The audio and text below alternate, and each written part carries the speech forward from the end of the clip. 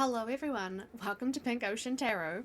My name is Kelly. I'm an intuitive tarot reader and well, I'm going to attempt to do a reading for you tonight. So just a little bit of housekeeping before I start. This is not my usual camera, you will have already noticed. My wonderful, amazing, very expensive tarot camera, I mentioned in my last video it was doing some weird flickering and I had to change the software and well, it's gone. It's given up after not even 3 months. So I am organising a warranty replacement for it, but that's going to take about a week. So I'm on my backup camera. This is my sad little webcam that wishes it was a 4K Ultra HD camera. So I've tried. I've spent like a solid hour trying to get these cards to look good, and they just don't. This is the best I got. I've got no zoom. I've got no focus. I've got nothing. Now, that's housekeeping A. Housekeeping B, you'll see I have cards laid out. I actually tried recording this last night. Like, I tried and tried and tried. Turns out, I didn't have the microphone toggled on the software, so I recorded for like a solid hour without any audio. And it's completely unsalvageable, and you know what, I went, screw it, I'm just gonna try it all again. I got so tired last night trying to channel after trying to mess around with the camera that honestly the reading wasn't great. I have kept the cards though, I'm honouring the cards, and I'm going to do my best to get this tonight. So without further ado, you will notice I'm using the Wicked Tarot again. I had a sneaking suspicion as I was setting this up last night that this is a part 2 to the most recent video titled "What is this feeling?" And I was centered around a masculine King of Pentacles energy, and what he wishes he could say to you, what he wants to confess, what he would say if he just got out his phone, right? And I just felt like there was more. There was a part 2, and it wasn't really confirmed until I got into the reading proper, but I will say with confidence now that I know what is coming. It's safe to say it's a part 2. So, you know, if you got a lot out of the last one, then stay tuned. This is probably yours. Alright, so, whew, here we go. You know, and I really don't like doing it this way. It takes out all the surprise for me, but I don't really have a lot of choice. So I actually just started with 4 cards. I started with 1, 2, 3, 4. We've got the Ace of Swords, the Four of Wands, the King of Wands, and the Page of Swords. Now, you might notice, this is the Four of Wands. This is the 1111 card. So right out of the gate, we're like, whoa, hello, what is this? And it's paired with the Ace of Swords. This is the epiphany. I've had a breakthrough. I am holding the sword of truth and clarity, and I've had the biggest epiphany I'll ever have in my whole life, and I really, really, really need to deliver this to wherever it needs to go. And we had the King of Wands come out. Now, what I found most interesting was that if you go back and watch part 1, and I'm going to refer to it as part 1 and part 2 now, I guess. If you go back and watch part 1, very early on, like within the first, I don't know, 5-10 minutes, I had a couple of rows of cards out and I was shuffling, and I did what I call a lazy shuffle, and a stack of cards fell out, and I was like, no, I don't think I want to keep these. And Spirit said to put them back, so I did what I was told. But only one card was visible out of that stack, and it was this guy. It was the King of Wands. And so the fact that he was like straight out in this one, I was like, hey, there he is. He really did want to make an appearance. So I liked that. And then, well, it was quite telling that the Nine of Wands also made a reappearance. You might remember this was a very prominent card. This was like the second card out in part 1, and it formed a great deal of structure for the basis of the reading. It was like a main focal point. I kept referring back to it, I don't know how many times. So it's here again, and it was like, whoa, okay, there's definitely more to say. And I'll go over the Page of Swords and Justice shortly, but I feel like I should probably just talk a bit more if you're not too familiar with tarot, or if you didn't watch part 1 and you're just like, hey, I'm just going to watch part 2. You know, you do you, but I should probably talk about them, right? So, if we start here up with the King of Wands, okay? Now, I did check. There was one of the first things I did. I did my due diligence because this was either the same masculine from part one, but in a different energy. You know, he was the King of Pentacles. Now he is showing up very firmly as the King of Wands. So either the same masculine in a new type of energy, or this is a whole different masculine. And I thought, well, this is going to change the entire reading. I really need to find that out. And I asked Spirit. Spirit confirmed to me this is the same masculine from part one, but he's now in Wands energy. Now, Wands energy, you might ask. It's like very fiery, very passionate, very sensual. It's I always joke that, you know, the Knight of Wands, he only thinks with one body part, the other head. Whereas the King is a little bit more advanced. You know, he thinks with his heart and his head. The head up here, this one, the brain, not the other one. Although, you know, he also thinks with the other one.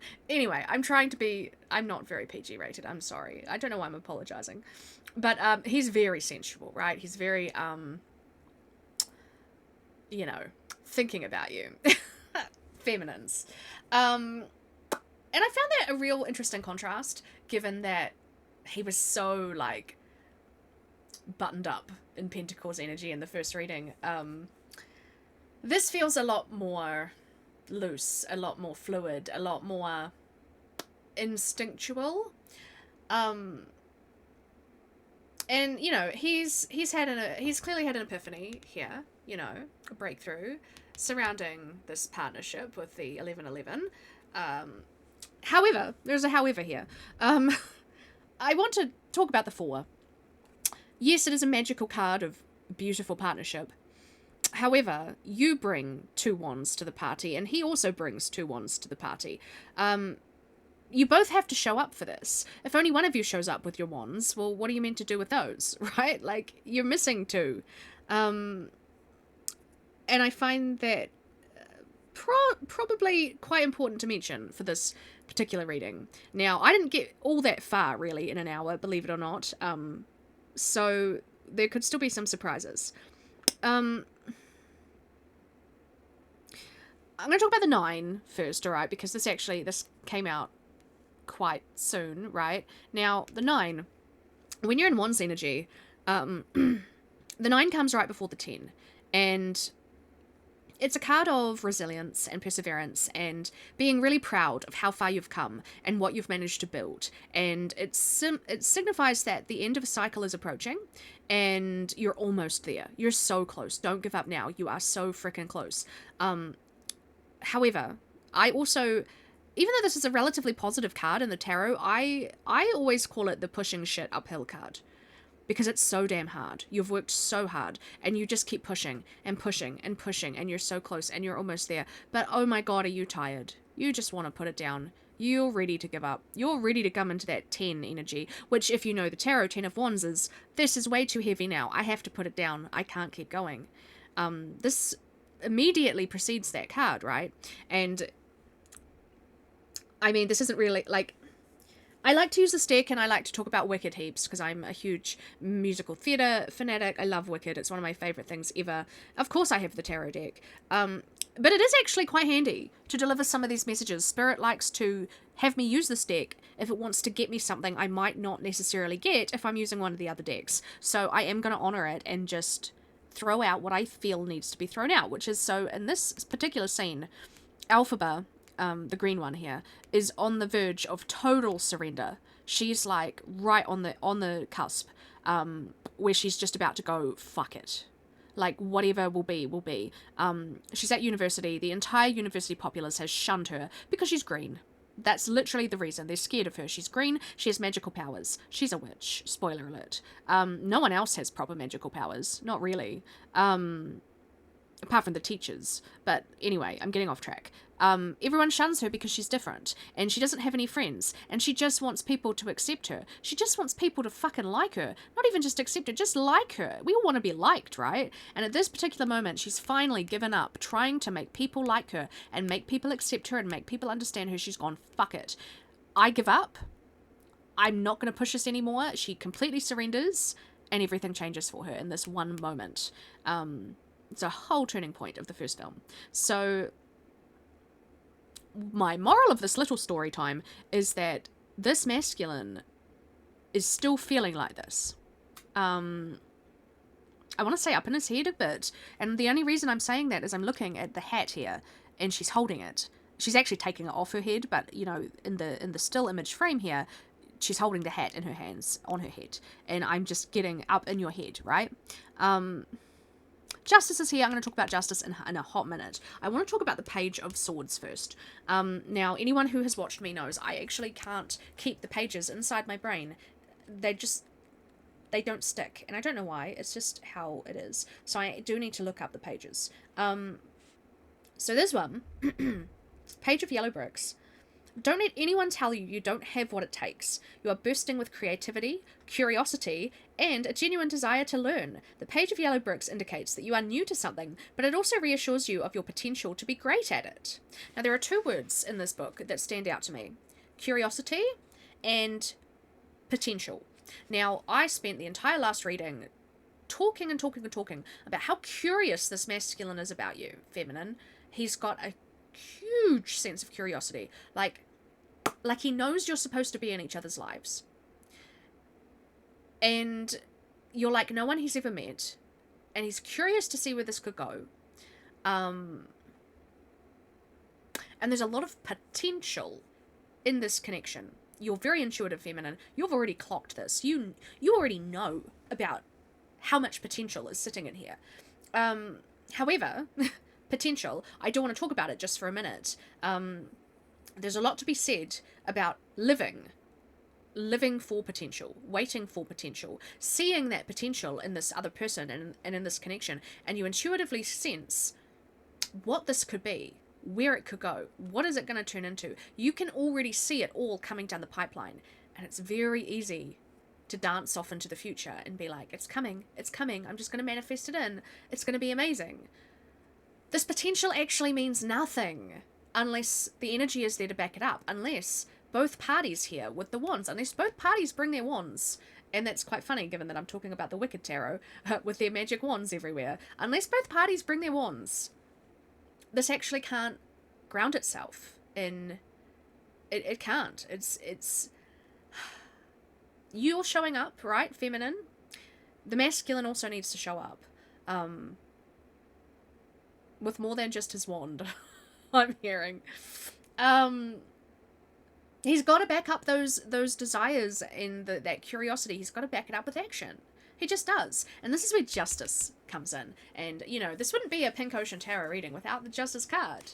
Justice appears in almost every reading I do. Now, it normally looks a bit different when I'm not using the Wicked Tarot. It's normally, you know, the lovely, divine-looking Supreme Court Justice lady holding that sword of truth from the Epiphany card, right? She's holding the sword of truth. She's got the golden scales in her other hand. They're those scales of clarity and truth and justice, and they need to be balanced, right? And normally Justice speaks about a right that... no, not a right that needs to be wronged. Oh my god, scratch that. Swap it round. A wrong that needs to be righted. Now, I don't want to take that too literally, because I'm just picking up in the reading itself that, no, it's not so much a wrong that needs to be righted, it's more about delivering the epiphany, delivering the truth and the justice, delivering it here. Look, the winged monkeys are flying with the spear. This is Chistery is the name of this monkey, but they're coming, right, and they're bringing this big ass spear, and I feel like that is symbolizing the sword of truth. So bringing the truth to you, it is very, very important that, and I remember specifically saying in this reading, it was near the end, but I said, this connection, its odds of actually surviving, its odds of being successful, the odds of making it here, actually all depend on how forthcoming this masculine is with the truth. The more truthful and open and honest he is with you, the more chance this connection has on thriving, on actually getting off the ground. Yeah, it's really important, and I think he's realizing this. He's getting closer because Justice is here, along with the Ace of Swords. Huge cards. Alright, so then shuffle. Next one out was the Two of Brooms. This is Wands. So, this is a card about planning. It's a very logical card. It's a very structured card. This card obviously immediately precedes the 3. If we put them together, the 3 of Wands is about taking a leap out into the world, into adventure. I've got my cloak and my hat and my boots on. I've got my bag, I've got my map, I've got my lantern, I've got everything I need, and I'm ready to leap. And you can only be confident enough to do that if you've done all of the planning. This card here in the 2, this is the planning. This is all of the planning, and I got a lot of logic and structure around this card when I pulled it. And it says to me a lot about, if you watched part 1, it was very evident that this masculine has an exit to make out of the life he has spent his whole life building, right? Marriage, children, house, and that takes a bit of time to deconstruct. So this card immediately said to me, this is his planning. This is what all the logistical side of that. This is what he needs to do. Now I'm going to put this here. I don't have a lot of room with this silly little camera I'm using, so we're going to keep the frame nice and tight. And then we got these 2. We got Temperance, and that is the Hermit under there with the lion. So I put those over here as a nice little side message. We're going to slide them over here to the side. So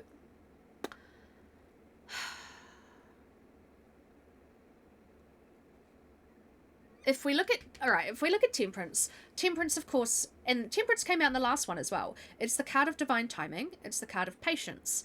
It is a card that kind of speaks about, hey, Divine's got this, and they've actually delivered this to you. This is meant to be part of your life. But it, like all things, it requires balance, and it can only come in if the timing is right. You see Bok here is actually very balanced. He's got both feet on the platform, and quite often with Temperance you see either 2 feet out of the water, 2 feet in the water, or 1 foot in and 1 foot out. Whatever you're doing, you need to be balanced. Now, of course, this can only happen in the right timing because the Hermit is here. Now, of course, the Hermit is about doing that deep inner reflection where you go inside yourself and you retreat into the little hermit cave and you assess your whole life, you assess your lessons, you assess your trauma, you assess where you've been, where you're going, what you want, what needs to change, and like, it's basically a really deep spiritual timeout, and you're only going to emerge from that cave at the time in which you are ready to emerge, and you're meant to come out as a wizened old man with a nice beard. So yeah, representing all the knowledge you have gained by going into the hermit cave. And, you know, the hermit normally has a nice lantern in there, which is symbolizing illuminating the path forward. This is all about moving forward. So the fact that Hermit and Temperance are here, that tells me, you know, we're talking about going into the hermit cave, okay? And I can't ignore the fact that this is a trapdoor. And it's on the Ace of Swords card primarily because this is right at the end of the film. It's a massive breakthrough moment. It's a massive, huge spoiler, and it reveals a plot twist to the audience. It reveals a massive breakthrough. It reveals a huge thing, you know. But where I'm trying to go with this thought is that that trapdoor, that's normally closed, right? He's down there in the dark, right? In the dark of the hermit cave. He's down in there. He can only emerge out back into the light once he's had that epiphany. So I feel very much like he's been in the hermit mode, having the epiphany. Yeah, he's got it, right? He knows. He's working it out. But there's a big difference, feminine, and again, I'm going to repeat myself. There's a big difference between having that epiphany and actually delivering that epiphany to you, okay? This is what we are looking for. It's all very well and nice to go, oh, yes, you're working it out. But, like, if he doesn't deliver the truth and clarity to you, feminine, well, what's the point, you know? Like, however, you know, this is a bit complicated, right? Because of this card, with all the planning and the logistics and the, how do I deconstruct my life, essentially? Alright, so, yes, exactly. I was going, what came next? So, next out, ta-da! It was a 10 of Cups, and it was like, hello, look at me, I'm beautiful. This is honestly the most beautiful 10 of Cups card I have ever seen in any of my tarot decks. It's the poppy fields, sorry, poppies, it's Wizard of Oz, poppy fields. And it wants to go right here, over the Epiphany, right above the Four of Wands, because this is what the Epiphany was about, you know. He loves you. Alright, I'm jumping the gun a little bit. He may certainly not be at that point, but he can certainly recognize, again, I'm going to talk about potential. You're feeling it, feminine. You're feeling that electric connection with this masculine. And I'm saying electric connection because it's the King of Wands, alright? You're picking up on that sensual energy as well. You're picking up what he's putting down, and vice versa, right? The chemistry is there. The chemistry is mutual.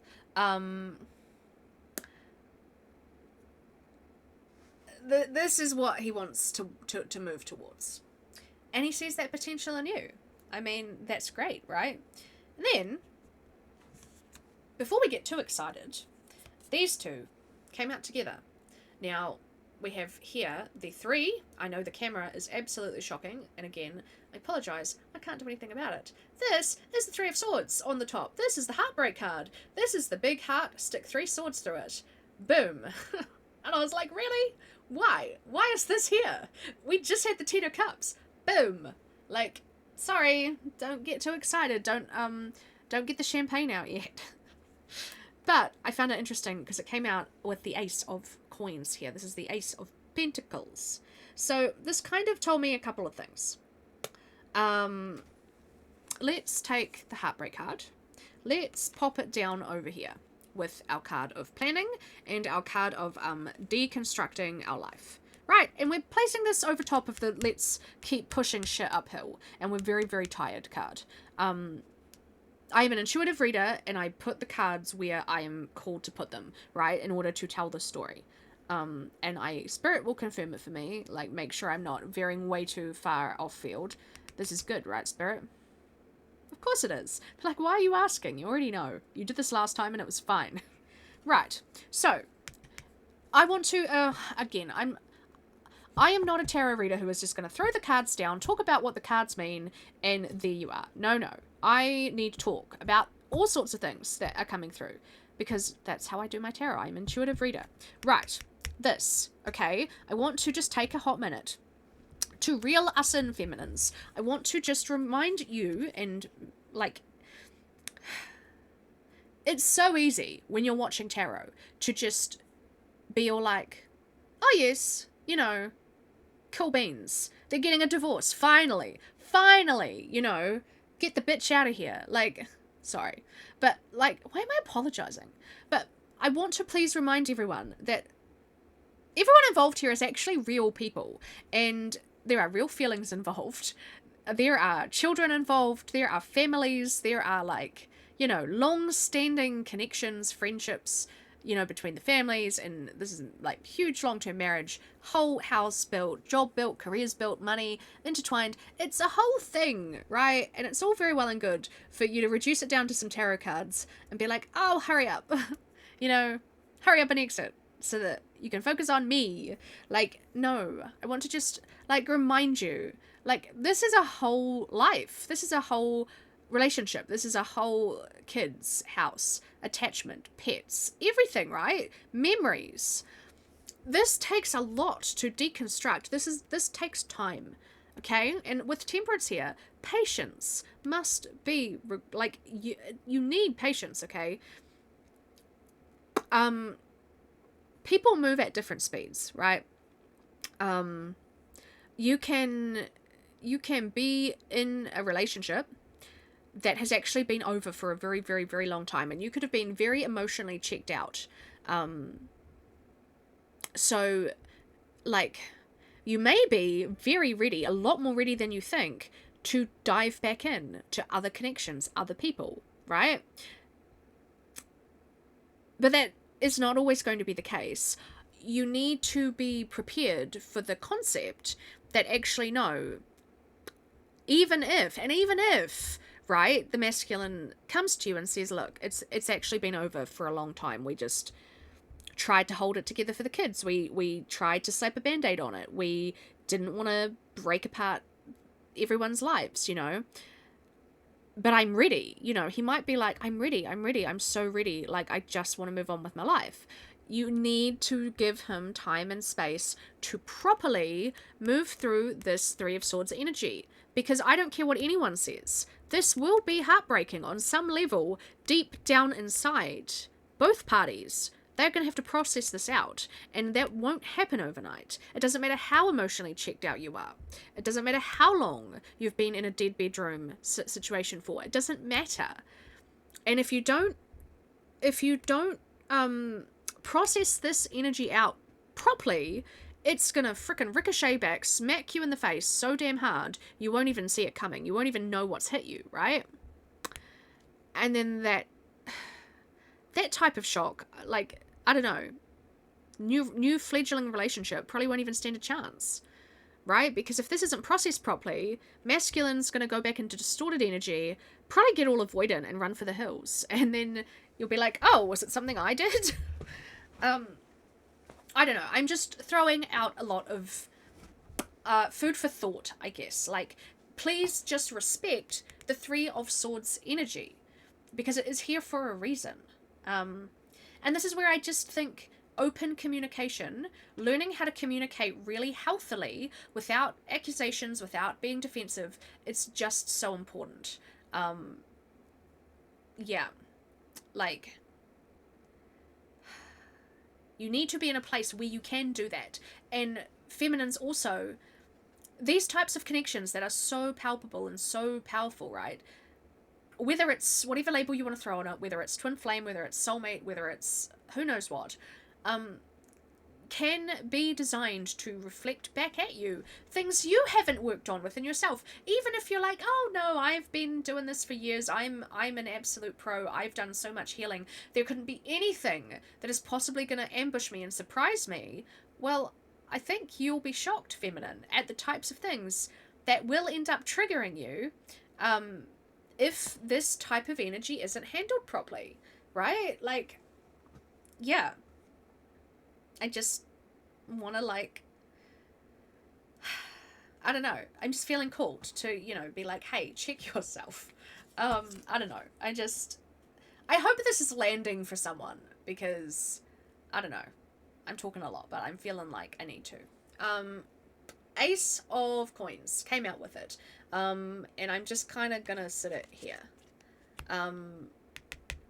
So this is gonna talk about a new beginning. Around finances, probably, being the Pentacles Ace. So, and I like all the pink. It's a nice offset to all that depressing yellow. You've arrived exactly where you wanted to be. You've manifested a lucrative opportunity.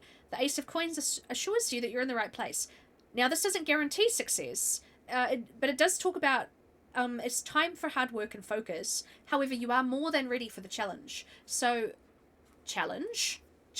This is a challenge, right? More than ready to work on the challenge. Now, I mean, okay, heartbreak. This could also be around finances. Like, feeling very lost. I mean, anyone who has been divorced, or separated out of, long-term de facto relationship will know what I'm talking about here. You've built a life with this other person. You've worked your whole life towards getting the dream house, the Barbie dream house. Like, the house, the car, the kids, building the career up, getting that financial stability, and being like, oh, I did it. I'm there. And then all of a sudden, you light your whole life on fire and you're like, actually, no, not happy. I'd like to start over. But, you know, you do grieve for the life you've built, the stability you've built, the financial success. Because tearing it all down means you've got to divide the assets. You've got to sell the house. You've got to split all the stuff. Like, it's hard, right? And you will go through a little phase where you're just a bit lost and it kind of sucks. But it is promising here with the ace, like wanting to rebuild that, ready to put in the hard work. And then we had some more cards. Now, you'll have to forgive me because this is where it started to get quite hazy. And the messages were getting, I don't know, a little bit jumbled. So I'm going to do my best. This was a very random triple card that came out. So we have got Page of Coins. They're on top with, that's Shen Shen in the blue. This is the Two of Cups with Elphaba and Fiyero running down that hill. And at the back there in the wheelchair is Nessa Rose. And that is the Empress card, Major Arcana. So quite random, right? And I was like, wow, okay. So, Empress is going here. Yeah, very good. Two of Cups can hang out up here. Yep. And this is the page. This is pretty random. This can just kind of sit here. Yeah, alright, we're happy with that. Very good. Now, it's a page. I have to look it up, because I don't know what they are. Page of Coins. Alright. Coins represent wealth, education, health, and home. Speaking to the start of a materially minded journey. Goodness me. Prepare for an adventure. Be sure your trunks are packed with the latest fashions. So I feel like this is just kind of backing up here. Backing up the ace, right? Just reaffirming that we need to start again. We need to rebuild our health, our wealth, our home. But we're ready. We're ready for that adventure. Let's go. And then if we put the Two of Cups together with the Empress, Two of Cups, obviously, is a divine partnership. Also reflective of the love that you have poured back into yourself, first and foremost. You cannot pour into somebody else's cup without having first learned to fill your own cup. And actually, I talk a lot of smack about this particular Two of Cups from this tarot deck because I'm like, why? Why is it this card? Why is it this artwork? So, trivia for you. This is a deleted scene from Wicked for Good. And it's not even in the deleted scenes. It was the first thing I looked at. I was like, they better have put that in there. I want to see the scene. It's not. We'll probably never see it, and I'm grumpy. But this takes place immediately after Fiyero has walked away from his own wedding, ran away from his wedding, left his bride at the altar, and decided to run away to be with Elphaba, his true love, his divine feminine, right? And they're running away to leap on her broomstick, fly off to her little secret hideaway where they're going to sing about their undying love for each other, and they're going to make kissy faces and smooches without their clothes on. Very good. Like, it's this pivotal moment. And I've always gone like, why is it just them running down the frickin' hill? They could have picked just about anything else for this card. Especially because the scene didn't even make it in. But I digress. I've just clicked as to why this is this card. I've just talked about it. You've got to pour into your own cup. You've got to come completely into yourself before this will happen, right? Before you can give your cup to the other person and trust them with it, you have to have fully transformed yourself. And like at this point in their journeys, they've really managed to do that. They've both had these huge kind of turning point moments, and they know who they are. They really do know. She knows who she is. He knows who he is. They're not pretending anymore. They're not putting on a false facade. They're not like parading around trying to be anyone that they're not. They're just fully themselves. Probably, like, really firmly. And, yeah. Like, Elphaba's just had this whole big, like, big tower moment, right? Not long before this. And then he's had his also, like, also quite a tower moment and an Eight of Cups moment, walking away from what no longer serves. And they're running down that hill. They're running. They're, like, making up for lost time, as they sing about in the song. Anyway, right. I've now satisfied my own frustration with this card. Empress. Now, the Empress is usually very, it's divine feminine energy. Oh my gosh, my voice is going. It's divine feminine energy, but it's also very, very sensual and very sexy, right? And I was like, oh, that's a bit random. Why is this here? And I'm going, okay, I think this is how he sees you in your power. Like, and he can't stop thinking about you, you know? Like, that's why he's in the King of Wands energy. But I am going to look up the Empress. So, the Empress is a card of creation. Like Nessa Rose, you might find yourself in an incredible new place. But before you become too dazzled and rejoicify, take a moment to be grateful for everything you have. Let the abundance in your life inspire you to create, connect with others, and better yourself. And I find that interesting that I was just talking about, you must better yourself. You must come into your very truest self and know exactly who you are. And you want to create that abundance in your life. You want to create yourself. And once you carry that charisma, that positivity within yourself, you're glowing, feminine. You're absolutely glowing. And it's irresistible to this masculine. You're so confident. Like, the thing about Nessa Rose, and I know why she's the Empress card, it didn't matter that she was in a wheelchair. She was unapologetically herself. She was always, it never held her back. She was always confident. She always just wanted everyone to see her for herself and not see her chair. And yeah, she never let it hold her back. And she very easily made friends, very easily attracted attention. And, like, yeah, it's just about having that confidence. Confidence is sexy. Confidence is just magnetic, so magnetic. And I feel like, yeah, that's definitely how he sees you.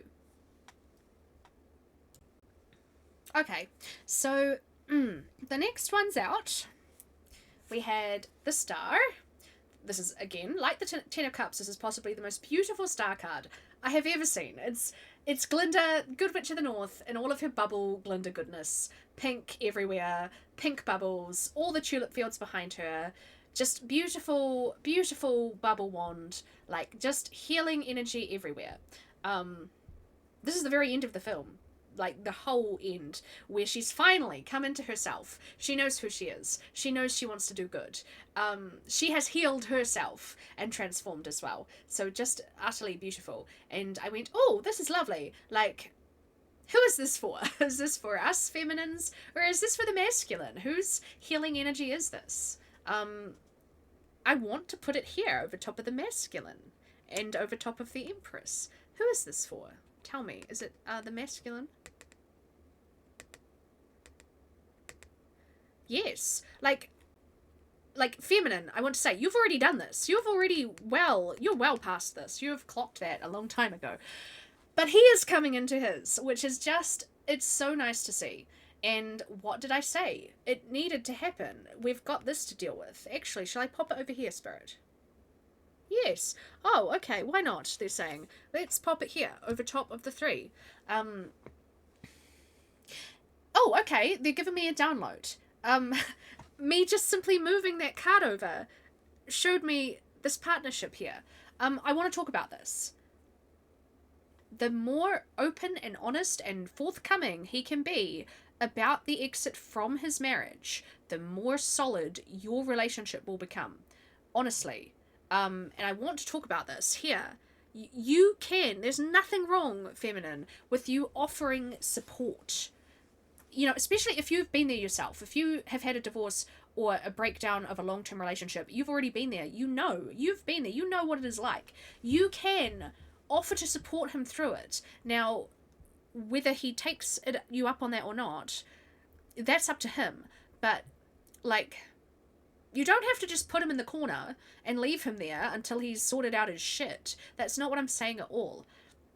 And in fact, I think you just kind of offering that really gentle support could go a long way. Like, you don't push it, but you can always be like, hey, I'm always here if you need me, if you'd like to talk about it.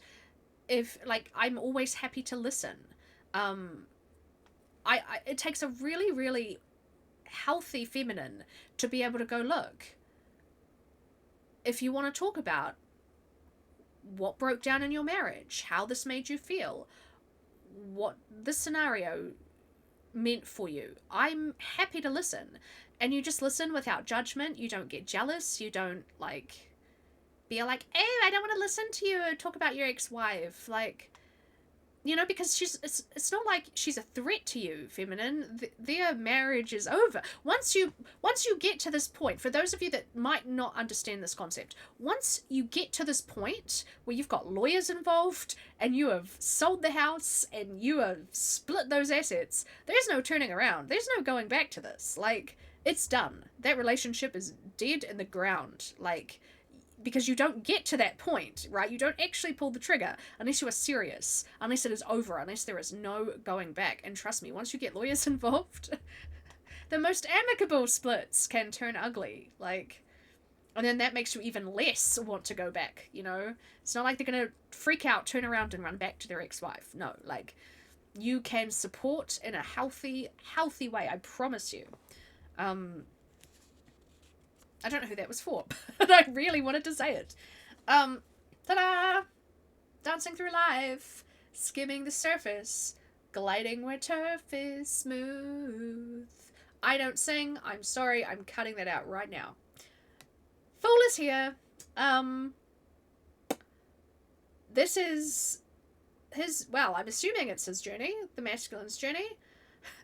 Like, and I feel like he's celebrating. Look at him dancing. Like, it is the start of something new.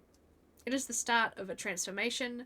It is the start of coming into who you're truly supposed to be. It's here. And it's great. Like, excellent. Good stuff. And he's ready. He's ready for it with the Page of Coins and the Ace of Coins. He's ready to put in the work for this. It wants to go over here. So there it goes. Very good. And then just to back it up, there was a lot of just backing up with these cards. Lots of backing up the cards that just came out. Lots of just, like, validating. I feel like that's for someone. I feel like you're seeking a bit of validation, feminine, that this is real and this is solid and this is coming in for you. And that's perfectly normal. I always say it's perfectly normal to want that validation, especially if the masculine has not been forthcoming up until this point and you're all just gauging this on energy and vibes and, like, that gut instinctual knowing that you have with your amazing, like, cognizant gifts of knowing, right? You have no idea how you know it, but you know it, and nothing will convince you otherwise, because you know, right? Is here. Magician with Strength card. The Magician. You have everything you need inside yourself to go on this Fool's journey. The Fool is card 0. The Magician is card 1. They immediately flow on from each other. You've got everything you need, feminine. Well, masculine. We're talking about the masculine's journey here. He's ready. He's good to go.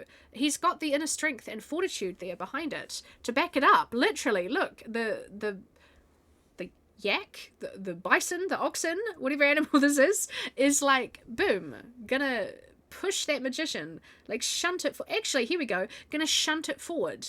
I feel like this actually isn't gonna take very long. I feel like once he gets off the ground, he'll be running down that yellow brick road, like very fast. I'm hearing, like, yeah, he's ready. He's, like, chomping at the bit. He's ready to go. Which might surprise you. Like, if this does shoot on forward, I want to say, if this feels like it is moving very fast, and I always talk about other people's opinions. Fuck them. I'm sorry, but honestly, screw them. Because, what did I talk about earlier? His marriage may have been over for an awfully long time, and he might be ready. In part A I channeled this beautiful download from him, because I channeled him and I was ugly crying. Like, it was really beautiful that, like, he knows what this will look like to everyone else. He knows what this will look like on the surface to the outside world, even what it will look like to you. And that is like that you're just a rebound, right? He's boomeranging straight out of this marriage, straight into someone else's bed. He knows that that's what it's going to look like. And he wants you to know he doesn't see you like that. Like, he sees you as this really grounded, real, actual person that he wants in his life. Doesn't want you to just be a rebound. He wants this actually for real. Yeah, so while it may look really fast moving on the surface, if everyone's judging it, well, fuck it. Fuck them, honestly. You are what is important, and he, the two of you, you are important, he is important. That's really all that matters. And I feel like on this journey you get really good at just no longer caring what other people think. It's actually so beautiful. Boom. I forgot he was here. Knight of Cups then came out. Like, ta-da! Exactly. He wants this. He does. If you've got any doubt, what was I just saying? If you're doubting this, if you're like, oh my god, I'm just the rebound. No, you're not. The Knight of Cups is here, okay? It's real for him. It's real. Like, you couldn't get any more real than Bok, Woodsman, for anyone who knows Wicked. Like, he gave up everything. Absolutely everything. For his love for Galinda. Like, gave up everything. Yeah. Like, it was real. It was real for him. That's where I'm going with this card. Do not doubt it, feminine, because it's real. I promise you. Alright. I'm almost at the end of the cards that I had. I got so tired by this point, and I could not even string the sentences together. So I'm gonna try. Again, this is just a lot of reiteration, but this is a bit of a side message, okay? So, alright. We have, this is the Four of Pentacles. It's a very pretty card in the Wicked Tarot. It's not normally this pretty. It's all just flowers. Look at them all. Beautiful. But no, this card is not beautiful. This is a card of anxiety and, like, financial instability. Lack mentality, loss mentality, feeling like you're not going to recover, feeling like you don't have enough, you're unstable. Actually, I'm going to look it up because the book was amazing. The book had a really great meaning for it. But like traditionally, this is the person, and they're balancing like one coin on their head, one coin on their feet, and they're holding two coins in their hands, and they literally can't move, because if they move, they're going to drop their coins, and they're clinging on so tightly. That's what it is. It's clinging on. Can't let it go. And if we relate this back to a person, I can't let it go. So I can't let you go, feminine. I can't let this idea go that we're supposed to be together, even though I'm just coming out of a marriage and it looks really bad. It looks like a rebound. I can't let this go. I don't want to let you go because it's real for me. And I promise it's real, and I just hope I can communicate that to you in a way that you actually believe me and you're not just like, hey, it's a rebound. So here we go. Little indulgences bring colour to life, don't you think? The Four of Coins suggests that you might be overly focused on saving money, even though you have a solid safety net. Financial acumen is important, but your frugal mindset is damaging your overall happiness. It's time to reevaluate how you think. Yeah, so this card kind of feels like there's a bit of an instability because he spent so long building his entire life and finally getting it to the point where you want it, and then realizing, actually, this hasn't made me happy and I need to make some big changes. But then I'm tearing it all down and I'm having to start again. And it's reason enough for anyone to, like, not want to jump into anything serious with anyone because, well, what do I have to offer? I don't have a house. I don't have this anymore. I don't have this. What, like, they're not going to think I'm worthy. as humans, I feel like we tie so much of our worth intrinsically to our financial worth, and you got to learn to peel that back and go, actually, what is important is me as a person and what's underneath. It's not about the money. And you feminine, I feel like you don't want money, you don't want extravagance, you really couldn't care less. You just want this person. You see the person, you see the beautiful person in there, and you don't see the circumstances in which they find themselves. And then to back it all up, right? Hello, we had this is the 5, which again is lack mentality mindset. I don't have enough. Everything's fallen over. Woe is me. How do I get out of this? But it's also here with the 3 of Wands and the Knight of Coins. So, I'm going to put this here with the 4. They can go together. Yeah, 4 of Coins straight into 5 of Coins. Hard times ahead. You might feel like you've been cast aside and left to struggle alone without a helping hand in sight. But nothing is further from the truth. Things might be difficult, but just start asking for help. Stop fixating on what's missing. Start welcoming the support that's all around you. And I feel like, what did I say about you, feminine? Being there for support. And I don't mean financially. I just mean, like, you can be there for him.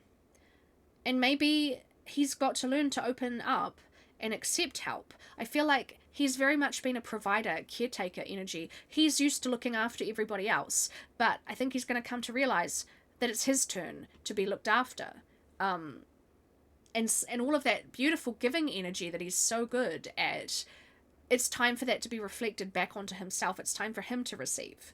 Then the Knight is here in the 3, and we had the planning card.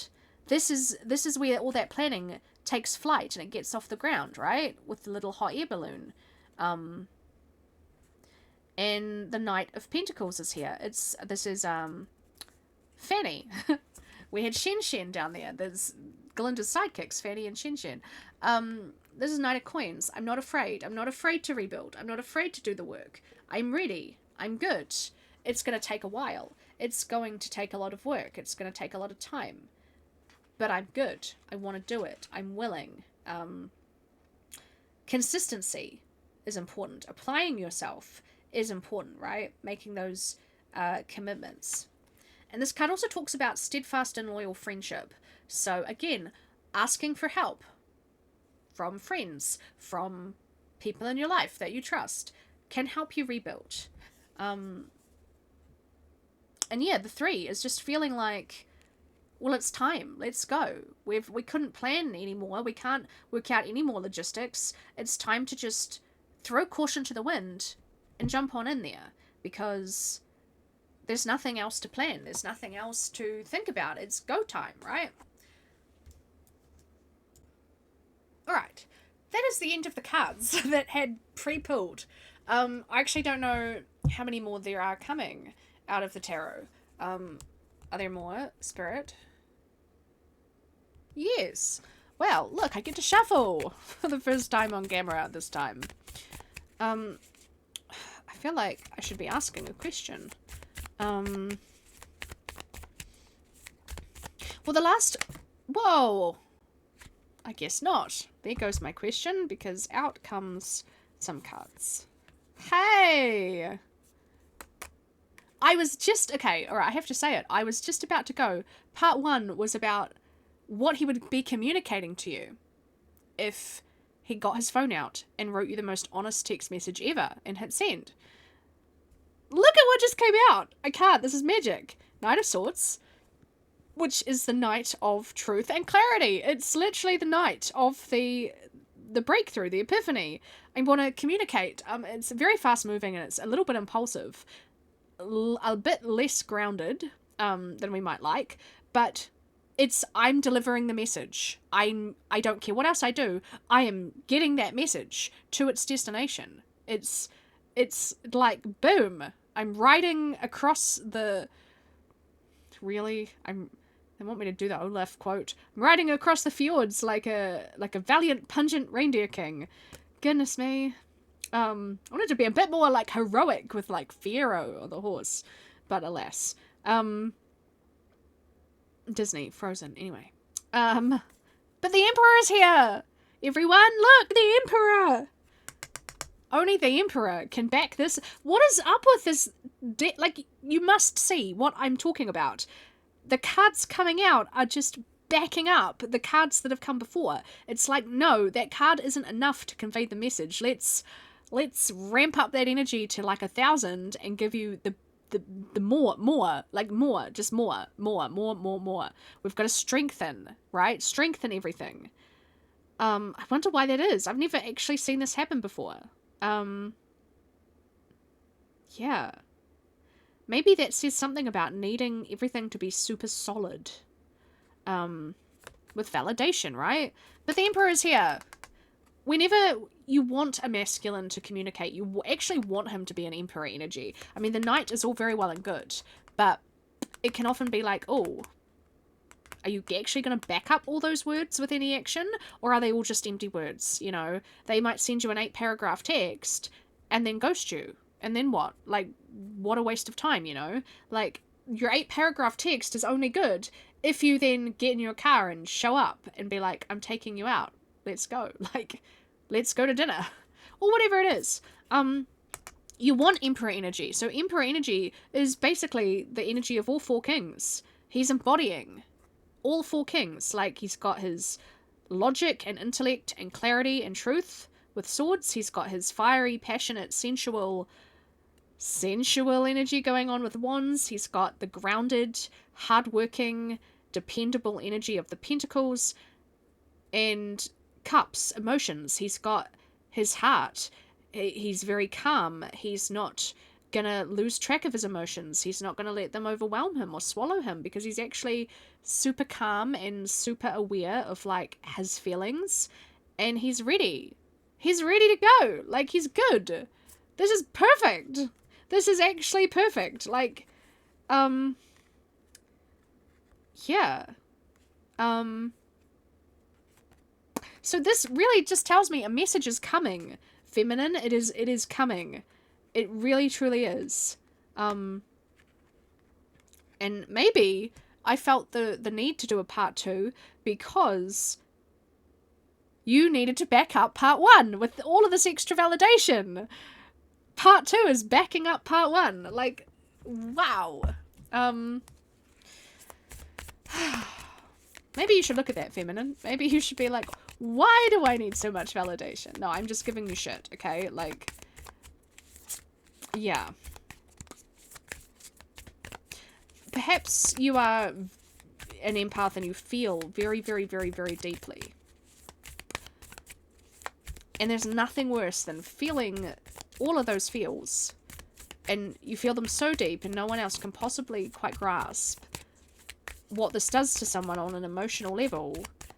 Especially when, like, you might have a history of masculines not backing their shit up with words and actions, right? Like, not backing up their words with actions. So you feel unsupported and you can't trust this until you see solid action.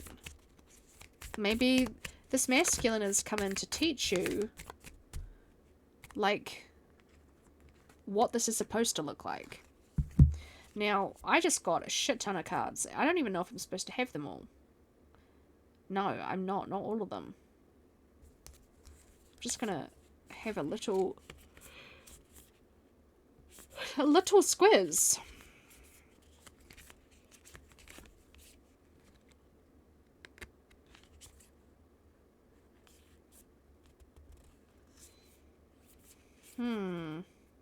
Do I split them?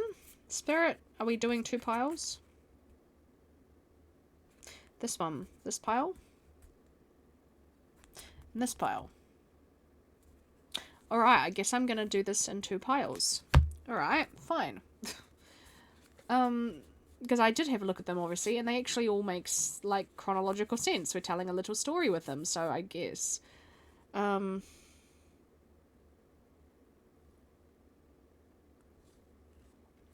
Pile 1, the devil, the tower, the world, and the 6 of cups. I've never seen the 6 of cups in this deck. It's beautiful.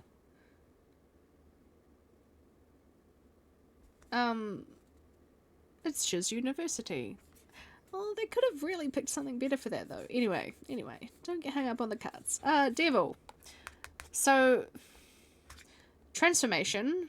This is looking at all the shit in ourselves that it's the patterns we keep ourselves in, thinking we are safe in them, not realizing that actually they're really super toxic. We need to throw them out, put them in the bin, and heal from them. I'm getting the words stubborn and something you're just not wanting to look at, something that you are not wanting to see, and you're digging your heels in and just not looking at it.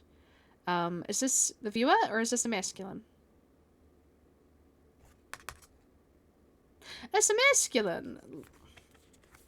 Of course it is. This whole reading's about the masculine. Tower moment. That's right. If you don't look at your shit, guess what? Divine's going to do it for you. They're going to throw you out of that tower. Because that tower's coming down whether you're still in there or not. Tower. Life-changing moments. Like the big ones. Like a divorce. Like these are things you just don't come back from. And I'm picking up very strongly. I mean, I say it for a reason. Like, you know, you don't want to look at your shit? Fine. Guess what? Intervention. It's going to happen anyway. I feel like maybe there was something the masculine refused to look at, just would not look at it, would not accept it, and then it was then thrust in front of him where he could no longer ignore it, and he had to take action.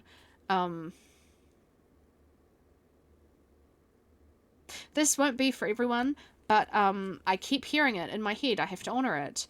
It is very, very possible, alright, and maybe this is information for you just to keep in your back pocket, especially if it has not been confirmed. Don't just take my word for it. But I feel like what this masculine refuses to look at, and then it got thrust in front of his eyes, I feel like maybe the wife was unfaithful in the marriage. But maybe he was so committed to his family and to his kids and to the family unit and the life they'd built that he kind of went, you know what? I'm willing to just accept that. I'm willing to just turn a blind eye to keep everything together because that's more important to me. And then I feel like there becomes a point where Spirit's actually like, you know what? No, absolutely fucking not, right? Because you are worth more than that and you deserve more than that. And you are a wonderful, wonderful masculine who does not deserve to be treated like a piece of shit, you know? But if this is your scenario, Divine Feminine, please, oh my gosh. That Three of Wands energy, Three of Wands, oh my god, the Three of Swords, the Heartbreak card with the swords through it, oh my god, that's down and under there, okay? That could be a huge reason why that's here. And if that is the case, please, open communication, approach with caution. That shit's going to take time for him to digest and process out. And it can be, we don't mean to do it, it's a subconscious thing, but we can then take our insecurities and our fears and shit, and we can just throw them straight at our new partner and be like, are you going to do it too? Are you going to cheat on me too? Like, so you've got to really be gentle with this entire thing.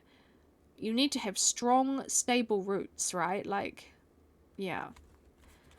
But look, the world is on the other side of this tower. A whole new beginning, right? Like, what do you want your life to look like, masculine? What do you want it to look like? Because it's literally yours for the taking. Go out and grab it with both hands. I'm hearing. And then look, Six of Cups. This is like the inner child finally meeting its counterpart, other child. This is a card of feeling truly seen and understood and heard and valued, which we clearly weren't getting back here, right? But this is all on the other side of this. This is what he sees with you, and you've already worked this out already ages ago. This is old news to you. You felt this straight away, and I think he did too. But maybe he didn't know how to put it into words. Maybe the intensity of the connection, maybe it scares him a little bit, you know? Which is understandable. I doubt he was looking at diving straight into something with anyone new.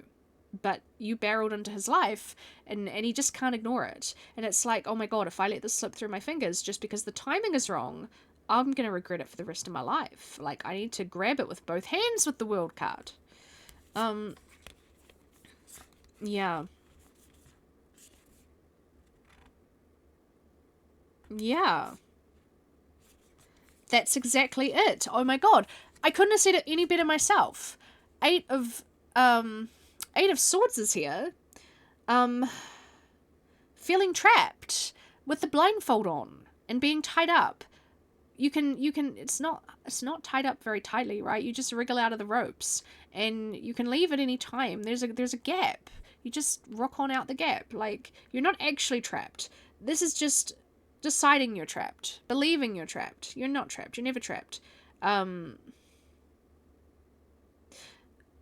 Too scared to leave, I'm hearing. Don't want to rock the boat. And remember, there are probably kids involved here. Like, this could have been really, really difficult for this masculine. But the rest of this pile is so positive. Like, Ace of Cups. I've never seen the Ace of Cups in this deck. This is also Glinda. This is just in her blue dress. Ace of Cups. Knight of Wands. What did I say? The Knight of Wands thinks with one body part, not two. This is all very sensual. This is like, hi. I'm getting Flynn Rider's smolder. Are you ready? Are you ready for the smolder?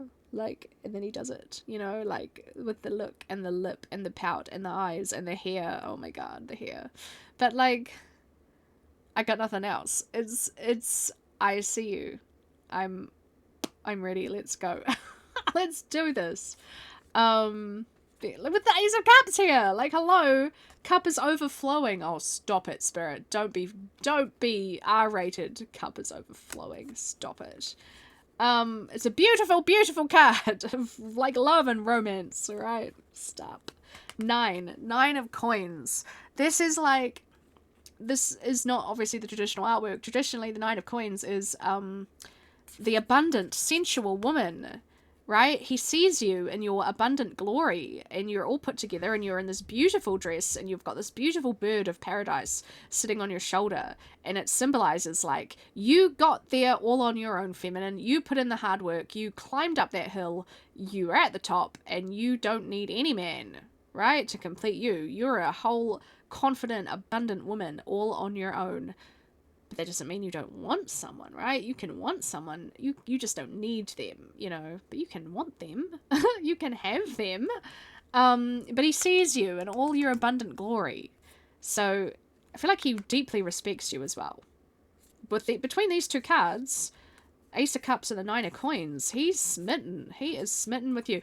But he's not just smitten. He's, like, in awe. He's just enamored by you. Like, he's so, like, where have you been all my life? Why didn't I meet you first, you know, type of energy. But again, I'm wondering why? Why did this come out with the 8 of frickin' Swords? Let's just have a little look, shall we? I want to put the Knight in the middle. And I want to put the Ace and the 9 on either side. Flanking. Let's just cover up that 8. We don't even want it here. It's awful. Like, goodbye. There we go. But I do want to know why it was here. Because it felt very, very, very out of place. Swords. Feeling stuck. Balking at changes happening around you. If you aren't happy in your current situation, consider forging your own path. Or at least changing your mindset to focus on action instead of criticism. Okay. I know why it's here. That told me.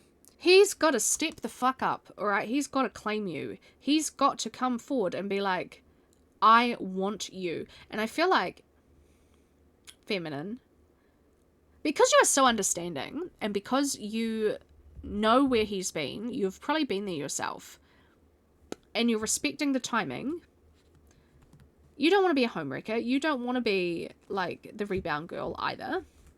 So the ball is in his court. It's up to him to step up.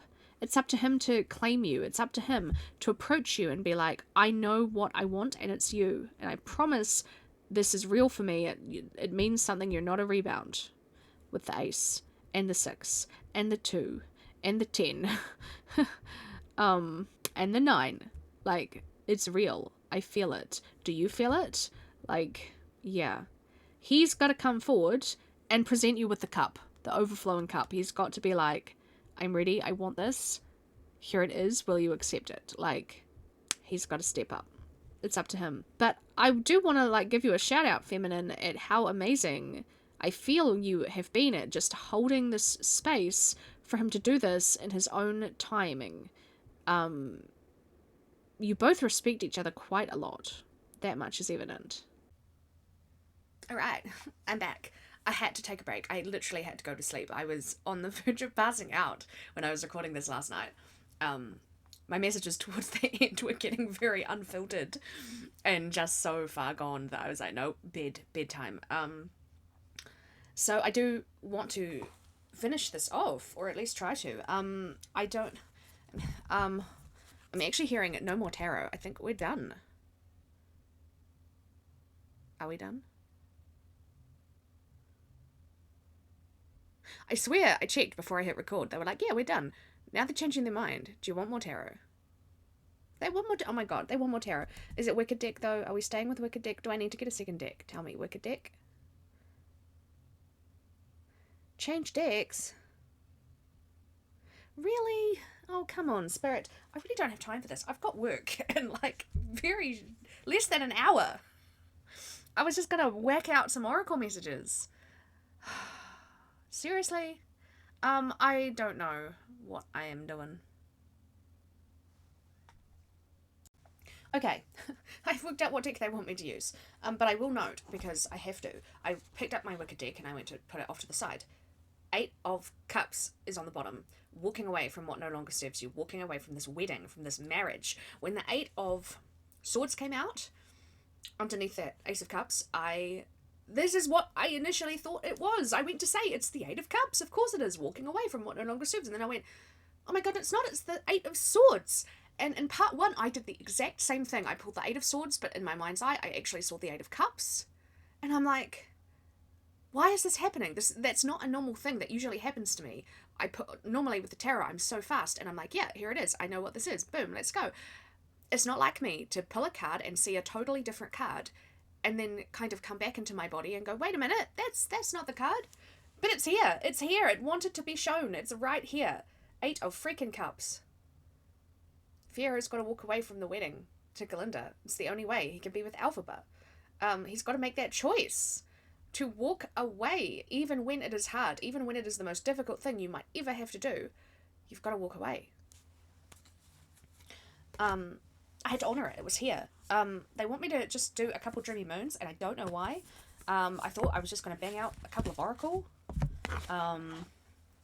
Good news though, my new decks, oh my god, my first parcel, it has left Customs Prison. It is on the way to my town. So if it does not arrive this afternoon, it should be here tomorrow. Oh my gosh, I just want to play with my new cards. In fact, if they arrive in a timely manner, before I finish editing this, I may bang out some of my new Oracle at the end of this. Because I feel like this is perfect. This is so perfect for it. But we will see. We will see. Now I just need my camera to send off and come back under warranty. I can't believe my new cards are about to arrive and my camera has broken. And, like, why can't I win? I've been waiting for these cards desperately. Wanting to do readings with them. Ah, technology. You gotta love it. Huh, okay. Random. The world showed up again. We've already had this, Spirit. It was in this pile. Why is it here? Are we doing masculine, feminine? Are we? Is this feminine? Oh, this is why they wanted me to change deck. They want to do some feminine read. Well, okay. What do you want your world to look like, feminine? What do you want? Because it's all very well and good, this masculine. making 1,000 micro decisions in his life, and I'm calling them micro decisions because that's the word that popped into my head. um you have no, I feel like, you're not privy to any of this information, right? You're not clued in to like his inner world. You have no idea what he's got to deconstruct in order to approach you. You might think you know. You don't know. You don't actually know, right? Unless you've known this person for like 30 years and you have an intimate working knowledge of like their entire life or something, like in your besties. I don't know, but like, generally speaking, this is someone you have met and you've had an instant connection with, and you know that it's something, and you know it has potential to turn into something beautiful, but changes have to be made. And I feel like this is why you've come into this masculine's life, to show him, to illustrate to him, to wake him up, to go, oh, this is what it feels like. This is what it's supposed to feel like. And he's done the same for you. And I know in my marriage, like a similar thing happened with me. It was illuminated to me very clearly that I was deeply unhappy. I had been for a very long time, and it was time to exit. It was time to make a lot of big changes in my life. And it took something to enter my life to wake me up to that. I would never, ever, not in a million years, have woken up to it without having that process and that energy come into my life to show me. Spirit delivers in ways we can't even understand. Look, with the Hierophant, that's exactly it. Like, Hierophant, traditional teachings, like knowledge steeped in tradition, usually imparted to you through spirit, through a teacher, through whatever it is. Like, but I feel like that's very timely, that I'm just talking about how information will be delivered into your life. It will be given to you exactly when you need it, to wake you up, to make you implement those changes. What changes do you need to make for this connection to fit feminine? What changes do you need to make within yourself, within your life, within your structures, to make room for this? Are you ready? Are you ready for this? Okay, I had 3 come out. This is definitely for you, feminine. 10 of Wands, Knight of Swords, and 7 of Wands. Now, this was so instant. Message very clear, straight away. This is getting heavy. You need to put it down, and I know what it is. It's this. It's waiting. It's anticipating this communication coming in. You're waiting for it, right? I know you are. You're waiting for this masculine to come forward with this truth and clarity, this breakthrough epiphany, the justice. He needs to do it. Okay, I'm not saying he doesn't. He does need to do it. But you anticipating it, waiting for it, you're going to tie yourself up in knots. You're going to burn yourself out. I know it's really hard, okay? But you've just got to chill out just a little bit and just relax. Have faith. Divine has got you. Divine has got you, okay? They're going to pull this in. It's going to come in at only the right time. Like, I feel like I'm getting just this imagery of like this window, like an actual window in a house, right? And it's just cracked open just a little bit. Like the window of time is so narrow here for this to actually come in, because it's got to come in exactly the correct way, right? He's got to have made actual changes in his life. Otherwise you're having an affair, right? You don't want that. You don't want to be having an affair. 7. This is about fighting. This is about standing up and being like, I'm willing to fight for this. I will show you. I will show you with my actions. I promise. You're going to see. You're going to see how committed I am to this. You're going to see that I'm willing to like stave off all these other 6 wands. Wands, cracky. Like I'm going to defend you. I'm going to fight for you. I'm going to fight for this. I'm going to be here. I will not let you down. This I'm getting 2 meanings from. This Knight of Swords is bringing this energy. He's going to show you. He is. It's not empty words. It's not. I feel that so strongly. But you're going to burn out, right? But the second meaning I get from this is you, feminine. You have been fighting. You have been persevering. You have been, you have fought off so much in your life. I'm feeling it. Like, you want to stop fighting. You want to put it down. You want to put this down. You want to stop having to fight. You don't want to do it anymore. Like, yes, you're the 9. You're this beautifully abundant, magnificent feminine who has got there all on her own. You didn't need a man to prop you up, right? A masculine, you didn't need it. But now you're just real tired and you want to put it down. And wouldn't it just be nice to have someone else consistently show up for you and show you, right? Like, I'm here. You don't have to do this alone anymore. I'm going to support you, like, emotionally. I'm here for you. I care about you. You can put it down now. Like, and that's beautiful. That's so beautiful. But I just think it's really important that you just stress a little bit less. And I know that it's easier said than done. I know that is hard. I know what it is like to feel something coming. You know it's coming. You can feel it. It's palpable.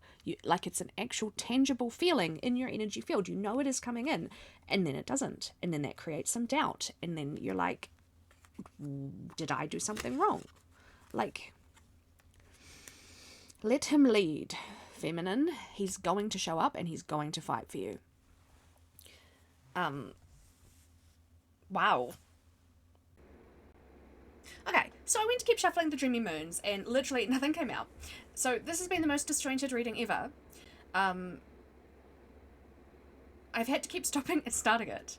I was doing the feminine perspective, but I'm sorry, everyone, breaking news. My new decks are here, and I know I promised I would bang out some Oracle at the end of this, and I do intend to still do that, but I want to use my new tarot to do feminine perspective. Now, I've left these Dreamy Moons here because this message was just too good, and I want to honor that was there, and that's what came out last night. I am now picking this back up the next day. The courier has been. I have my new cards. Okay, so this is a deck. This is Pic du Soleil. It is off Etsy. I am so excited. I can't. Look at these cards. That's the back. We have gold foil. Gold. There we go. Gold foil. Oh my gosh. I'm so excited. I have given it a bit of a shuffle. I want to see what is going to come out here for the Divine Feminine perspective on this reading. So just picking up where the Dreamy Moons left off. I'm so excited. So I have this one. And then I have 2 Oracle decks. I think I'm just going to use one of them. I don't know. I'm going to see how I feel. And then I am going to probably try and record something new with this brand new tarot deck. This is only 1 out of 3 parcels. I consolidated 9 decks into 3 parcels. So this is the first one. So this is 3 decks. I have 3 decks coming and another 3 decks coming. The others are all still trapped in customs prison. But that's okay. I'm hoping they will be released faster than this one was. This took forever. And then I just have to get my camera replaced. If I'm lucky, I will get to post it tomorrow. Depends how quickly the company gets back to me. They made me send them a freaking video of it not going. I'm just like, really? Really? I told you it's not going. I told you the fault. And I sent you a photo. And now you want a video. But that's okay. I am shuffling. Oh, here we go. Oh my god, I have something. Oh, something came out. What have we got? Oh my god. Stop it. Temperance. Temperance is here. Temperance has already come out. Temperance has come out for the masculine. Temperance has now come out for the feminine. Patience. Divine timing. Balance. Both feet in the water. Oh dear. So as much as the masculine needs to orchestrate all of this, this is just a nice little reminder for you, feminine, also. This can only happen in the timing, in its own natural rhythms. And not before, actually. Since this is a brand new deck, it has its very own guidebook. I am going to look it up. Because I've never used this deck before. Grand Voyage. I am excited. Oh, the book. It has a new book smell. I'm so excited. Okay, I am just looking up Temperance real quick. I was drawn to this deck because of the artwork more than anything. Here we go. Temperance. Yes. Keywords. That's right. Balance. Moderation. Patience. Purpose. Transformation. Inner purging. Temperance is the card for bringing balance, patience, and moderation into your life. You're being invited to stabilize your energy and to allow the life force to flow through you without force or resistance. It's time to recover your flow and get your life back into order and balance. This card calls on you to remain calm, even when life feels stressful or frantic.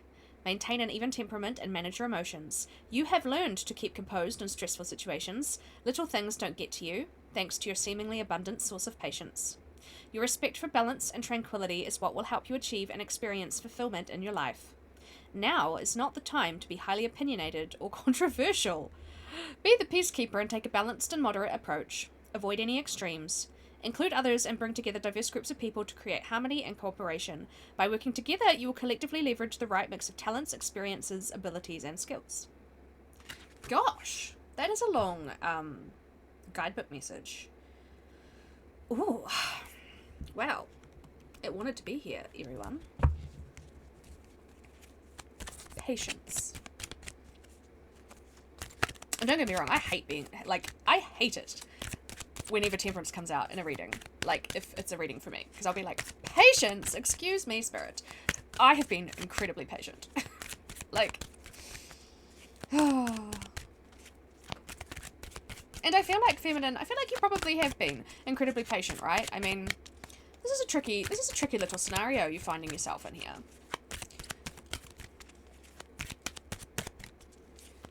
Picking up on, like, everything this masculine is putting down. Even if it's only subconsciously. Right? Like, and you don't know where you stand. And the only person who can tell you is this masculine. But this masculine can only tell you once everything is aligned in his life. And until then, all you've got to go on is your gut intuition. And what else was I going to say? Gut intuition and, subtext. That's it. That's all you got. But like, there's nothing more powerful than women's intuition, is what I always say. Like, you're not making it up, feminine. You're certainly not delusional. Like, I promise. You're not. Huh. Interesting. King of Pentacles. Oh my gosh. The camera is just not doing these cards any favors. This artwork is stunning. It's probably going to look better the further away that I go. Maybe? So sad. Technology. Urgh. Okay. So. King of Pentacles is here. Oh! I see what they're doing. This is how you see him. See, because he came out as the King of Wands in the Wicked deck. Whereas in part 1, he came out as the King of Pentacles. This is how you see him. And that's not to say Wands energy isn't there. That's not to say you're not attracted to him, like, physically. Of course you are. I think it is more just saying that you are so strongly drawn to his caretaking, nurturing side. And I'm just getting a little download while I'm shuffling that this is something you're really not used to. You're not used to receiving this type of energy, feminines. It's really quite new for you. And maybe it was a little uncomfortable at first, because when it's new and you've never really received it before, it's kind of like, oh, what do I do with this? I'm not really sure how to react. And your very, very first instinct may be to push it away and reject it and say, oh, no, thank you. Because it makes you feel uncomfortable. Because you don't know how to receive it. Because you've never had anyone offer it to you before. So I think it's about learning to become a bit softer into your feminine energy and be able to receive all of this beautiful, nurturing, caretaking energy, and being open to it and not so caught off guard when it is offered to you. Just be natural and ease yourself into it. Receive, feminine, receive, because receiving is beautiful. But I know it can feel foreign when you're so used to giving and giving and giving and giving and giving all of the time. It's about finding balance with temperance. And I'm not really surprised. 6 of Swords just flipped out. Oh, Wicca's so beautiful. Six of Swords. So this is picking up all the swords, throwing them in the boat, and then hopping in the boat. And then you don't have to do anything else. That's the hard part done. You've just got to do it. Then you just have to lie back. Spirit's going to float this boat down the river. Look at the colours. Look at the colours. Oh my god. Anyway, float on down the river, and you're moving to less tumultuous shores. Once you get to the new piece of land, you can get out, pull the swords out, throw them in the earth, and everything's going to be okay. Like, Spirit's got you. They're looking after you. That's the hard part done. I wonder what the hard part is for you, though. I mean, it's kind of random. Why is it here? Why is it here?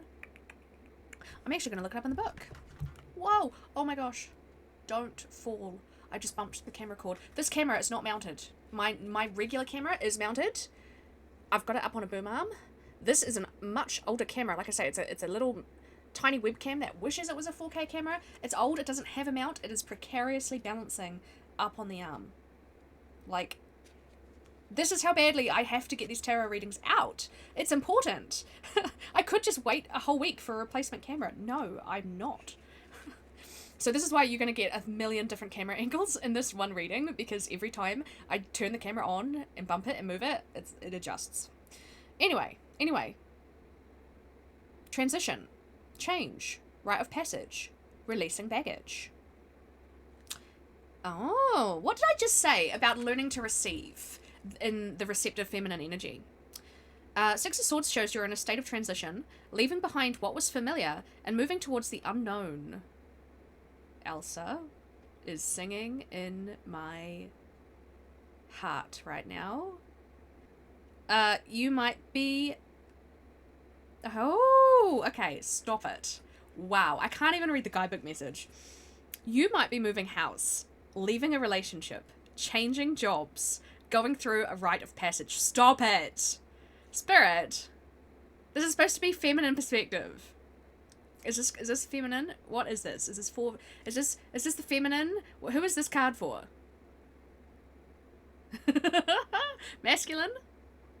Oh, stop it. They're being naughty. They're slipping masculine cards in here. This is for the masculine, alright? You might be moving house, leaving a relationship, changing jobs, going through a rite of passage, or a mental shift. Oh dear. This change may be your own doing, or forced upon you, and you may feel sad to leave behind what is so familiar to you. However, you know this move is essential for your growth and personal development. The sadness over what you have lost or released will soon be replaced by greater mental clarity and a renewed acceptance of change.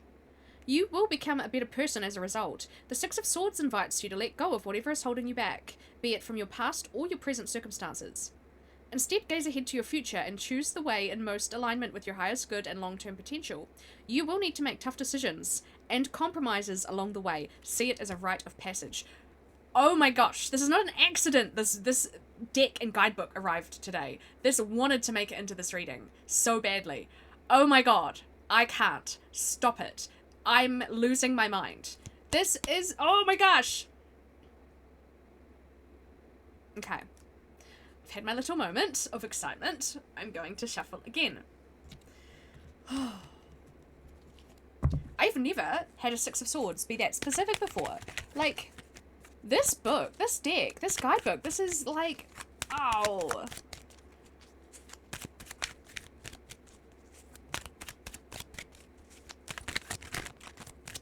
I'm so excited. What else is in here? What else is in here?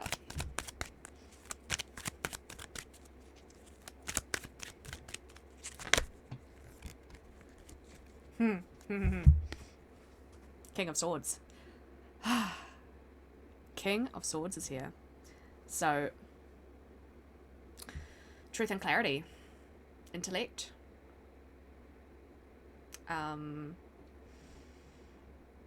Fairness. King of Swords usually talks about fairness and impartiality. But primarily the whole truth and clarity thing. I mean, you can't do anything with this feminine. Like, this is all so very well and good, right? And this is why we're here, watching tarot, because this is all we've got, right? Like, until he brings you the truth and clarity, What are you meant to do with any of this? You are meant to just be nice and patient. And I'm not advocating waiting. Absolutely not. You do not put your life on hold. That is the worst thing you can do. And please don't get me wrong. So much easier said than done. Sometimes we don't even realize we're doing it. We don't even realize. And I compare it to, like, if you think of, right, just this imagery for a minute, literally just sitting down on the floor like a child, folding your arms and legs, sticking the lip out and going, I'm not moving from this very spot. I'm staying right here. Energetically speaking. Like, because you keep growing and expanding and ascending and rising and learning and doing all this amazing work, feminine. Then what? How's this other energy supposed to catch up to you? How is it supposed to find you? Divine's got it. Divine's got it. In the boat. Divine has it, right? You, like, if it is meant to be, I promise it will come together. It will all come together somehow. You're not even meant to know the logistics, right? I'm kind of tempted to look up these two kings, honestly. I wasn't going to. But this guidebook is just so magical. They want me to. Spirits pointing at the guidebook. They're like, do it. Do it. Do it. Do it. Do it. Do it. Do it. Okay, I'm going to go Pentacles first over here, and then Swords. Because I'm kind of impressed that these are the two energies coming out. King of Pentacles. Wealth, business, leadership, security, discipline, abundance. Alright, King of Pentacles represents material wealth, financial abundance, worldly success. This king is a faithful provider. Yes, provider, caretaker energy is what I said. He uses his ambition and confidence to create wealth for himself and others and generates his self-worth from what he has accumulated and can share with others. He is also a fatherly figure who provides others with advice, guidance, and wisdom, especially in financial and work-related matters.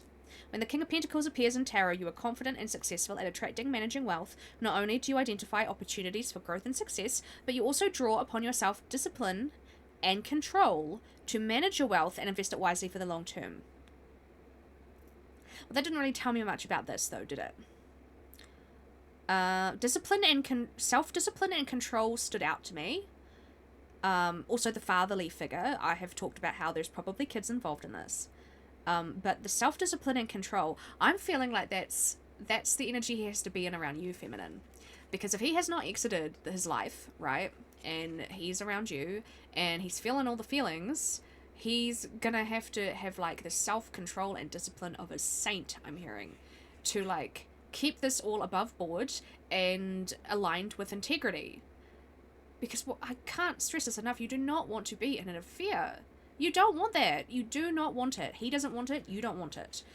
If you want a real chance at a proper relationship outside of this in the future, you must enter into it correctly, which means he must exit correctly. You've got to do this with integrity. All right, Swords. Mental clarity, intellectual power, authority, truth. Exactly. King of Swords is a symbol of intellectual power. Intellectual power and authority, and has the courage and intellect to achieve all that he desires. When this card appears in a tarot, you are in your power, ruling from a place of authority and respect. You stand firm in your truth and express yourself with deep conviction. As a result, others pay attention to what you have to say. The King of Swords indicates you have clarity of mind and can perceive the truth, so it is up to you to take the lead, providing an objective point of view, making decisions based on impartial judgment. You are well positioned to judge your situation appropriately and identify any limiting behaviours getting in the way. You are also masterful at keeping emotions in check while you draw upon your intellectual power and mental clarity to ascertain the truth. You cut straight to the point to get to the heart of the matter for maximum efficiency and impact. Oh boy. So I'm hearing that he has when he decides to come towards you with this truth, I hope you're ready for it, feminine. Like, it's on, okay? He's only going to come to you with this once he is clear and free from it, the life he has built. Like, he will only come to you with this when he is truly free to come to you. Because we're talking about, like, being impartial and the truth and deep conviction, right? It's very justice coded, and justice came out, remember, in the Wicked deck. So, like, he's going to come to you with the truth. You best be ready for it, because it's going to be the truth. It's going to be like, I want you. I've wanted you for a long time. I couldn't act on it. I haven't been able to act on it because I've been trying to exit my marriage, right? Like, he wants to act with integrity. He wants to keep this solid moral compass. And I know it's so easy to want that, like, validation that you are feeling it, right? But you are just going to have to be patient. I'm hearing you want to ascertain the truth. You want to know the truth. Of course you do. It's natural. It's natural. He must deliver that to you. You can't go seeking it out. How infuriating. Oh my gosh. Okay. I don't even know. Is there more? Is there more from this amazing new deck? Or am I going to Oracle? Is there any more Tarot? Okay, I'm hearing that is enough from the tarot. I feel like they got that nice little Dreamy Moons message out for you, feminine, and then I thought we were going to keep going with feminine, but no, it was like, this is like general message. General message. My gosh. But it was so big. It was a big general message. That's amazing. Oh my gosh. Okay, I know where I'm going. Gosh, this reading is going to end up being so long. Okay, I have decided I'm going to use both of these oracles, and I don't know how many is going to come out. I'm going to start with, this one is called Into the Shadow. This is a Shadow Oracle. This is by Mercy Morgana. Published by Ripe Avocado Witch on Etsy.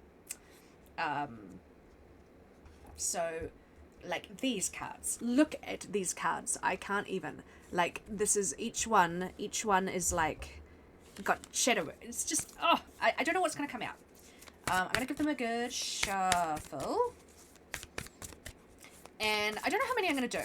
I'm probably only going to do a couple of these. Because obviously I've never used it. I don't really know what I'm in for. But this was one of the decks that I was so very, very, very drawn to when I went deck shopping. And I went, I need this deck. This deck must be a part of my life. And because I guess, in this whole scenario that I am channeling, we're very big on integrity, right? And I feel like hand in hand with integrity, if you flip it, you've got the shadow side of it, right? Where you've got to process a lot of feelings out, like guilt. Guilt is a big one.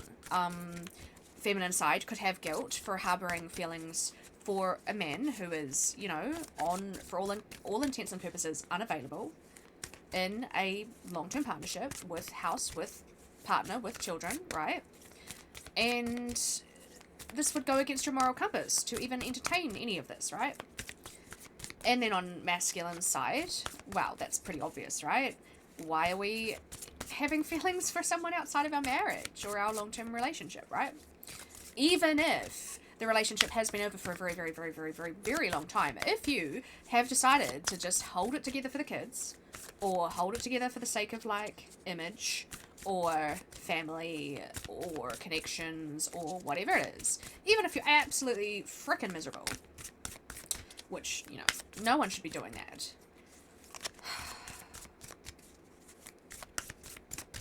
Like I was saying before, Spirit will bring people into our lives to illuminate, absolutely illuminate, the changes we need to make. Like those really deep-rooted changes that we just go, oh, that's way too hard. I'm not going to burn my entire life down and start over again. Because that's way too hard. Especially when you get to, like, your 30s, or your 40s, or your 50s. You're halfway through life, Like, it's kind of unfathomable in a way. Like,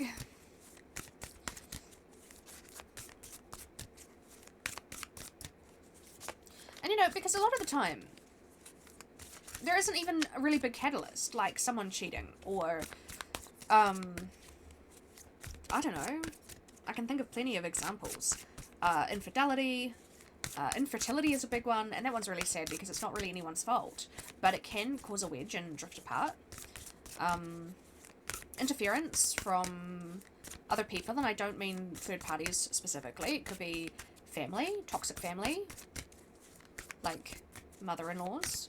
I know that one is super, super, super cliche, but you would be surprised at toxic mother-in-laws. I know I had one.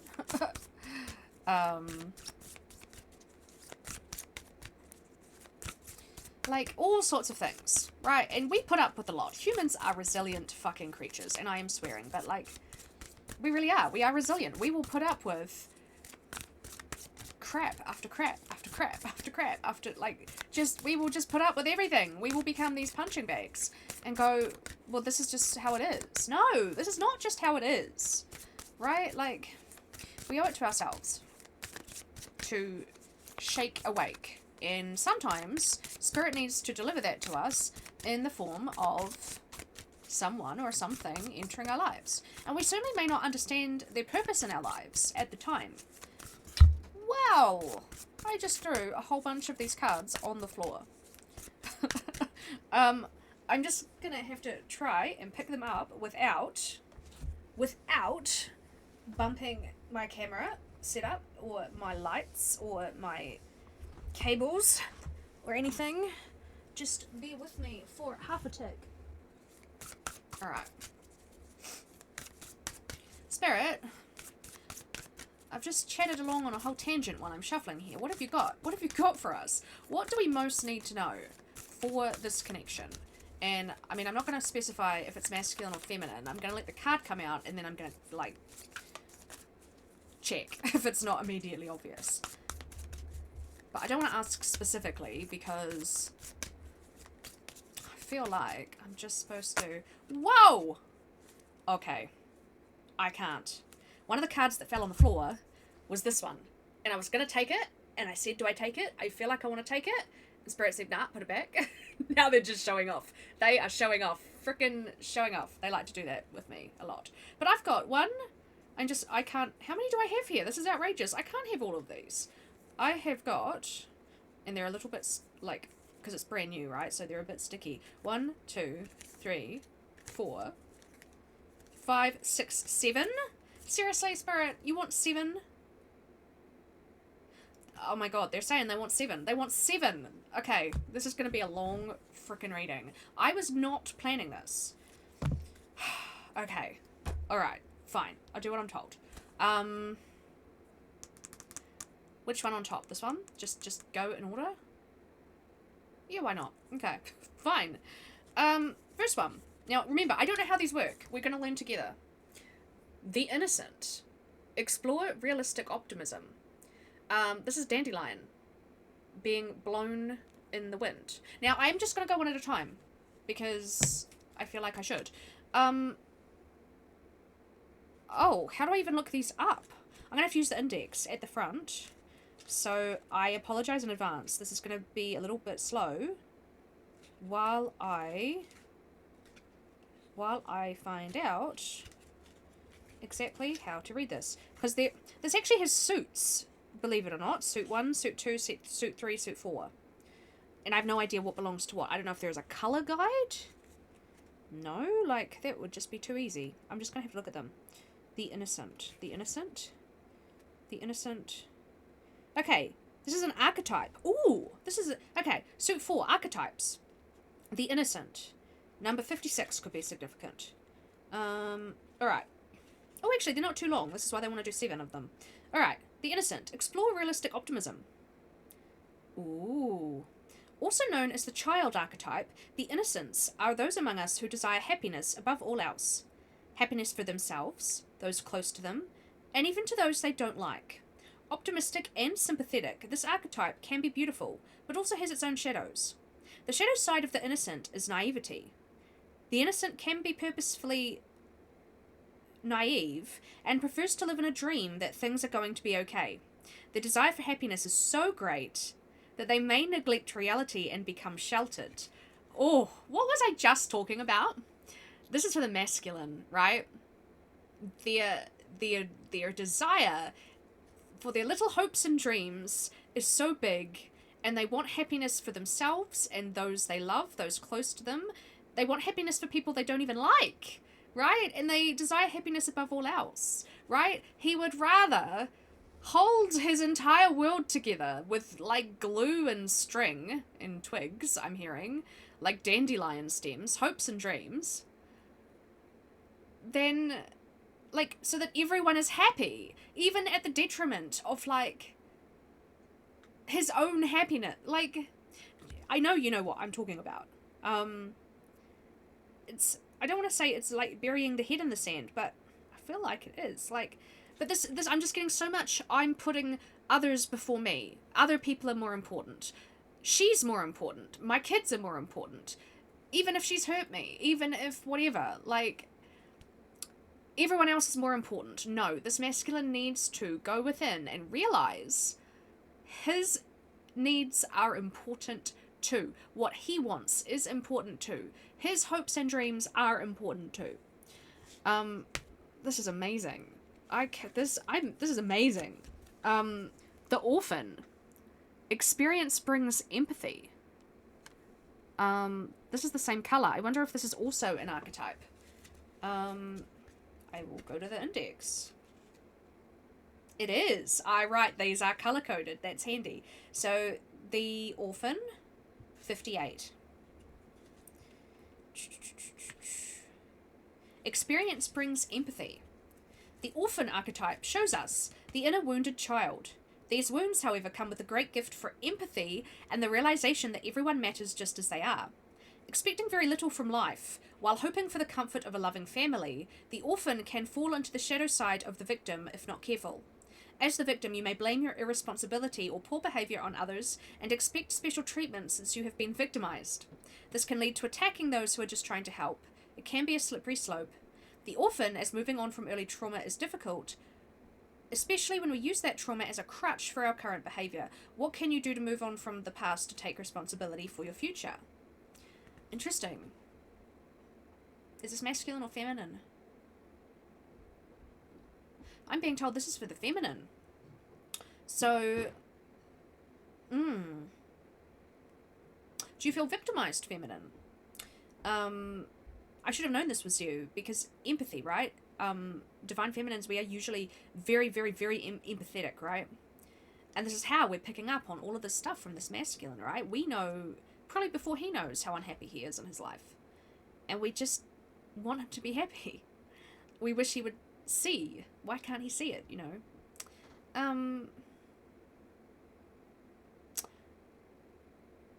Have you worked, you know, and I was channeling this message for you with the Dreamy Moons feminine, like, in the world, like, in the Hierophant. What do you need? Like, are you ready? Are you ready for this King of Swords to rock on up and be like, I'm here, I want you, I'm all in, like, let's go. Are you ready for this? Are you actually? Like, what else do you need to work on? Because I always say, we're never done. We always have something, right? And often as feminines, we come to Earth and we go through so much trauma.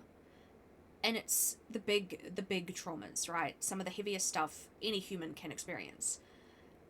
And if we don't process that and keep processing it and continue to work on it, it can creep up on us. Yeah. What trauma are you using as a crutch for current behaviors? Are you feeling victimized? Are you acting irresponsibly or with poor behavior, right? And I don't want to trigger anyone. Like, please don't get upset. These cards are just, I guess, trying to illuminate little things. How can you balance the orphan and avoid becoming a victim? In what ways do you embody both lately? Perhaps you're feeling a little bit like, woe is me, like, oh, this always happens to me. Why do I end up falling for unavailable masculines?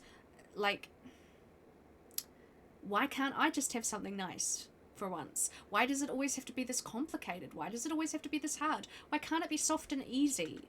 Well, if it was just handed to you and it was soft and easy, it wouldn't feel worthwhile. It wouldn't feel earned. It wouldn't feel like it's something that you really, like, want to value and cherish and work on, and you know, like, the best relationships in life, they do take work and nourishing, right? Like, I'm hearing, what about me? What about me with the balloon there? Like,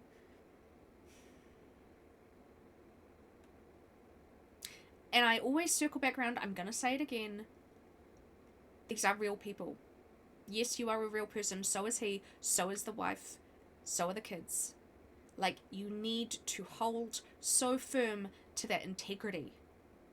It's gotta come in the right way or not at all. Okay. This is a different color. This is blue.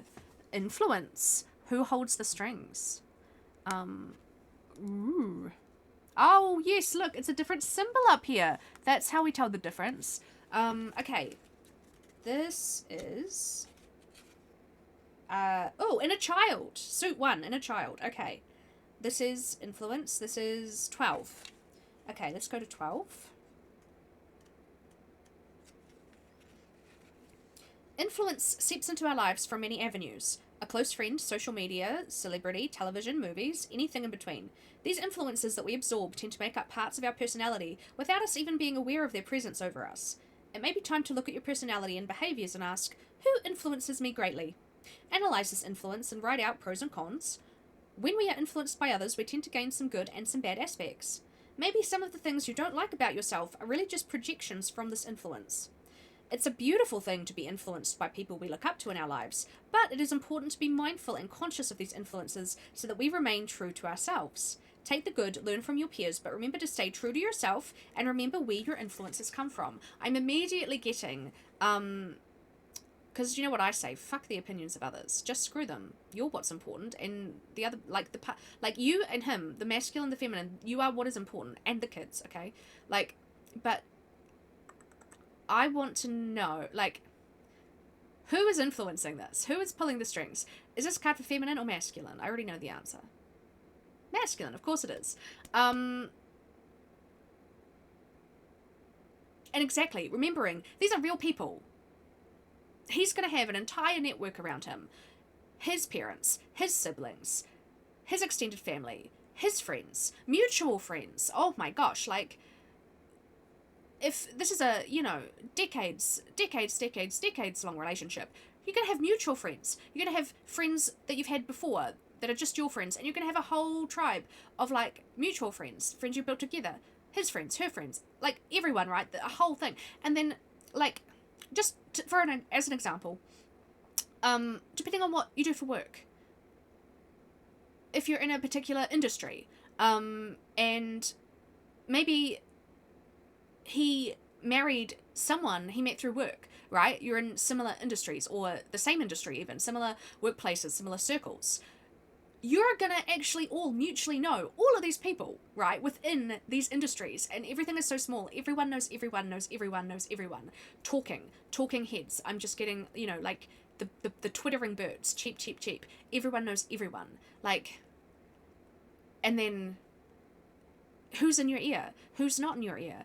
Who's saying, no, you've got to stay in it for the kids. Don't be ridiculous. You can't even fathom leaving. What are you doing? Your family. Keep your family together no matter the cost, at all costs. You've got to.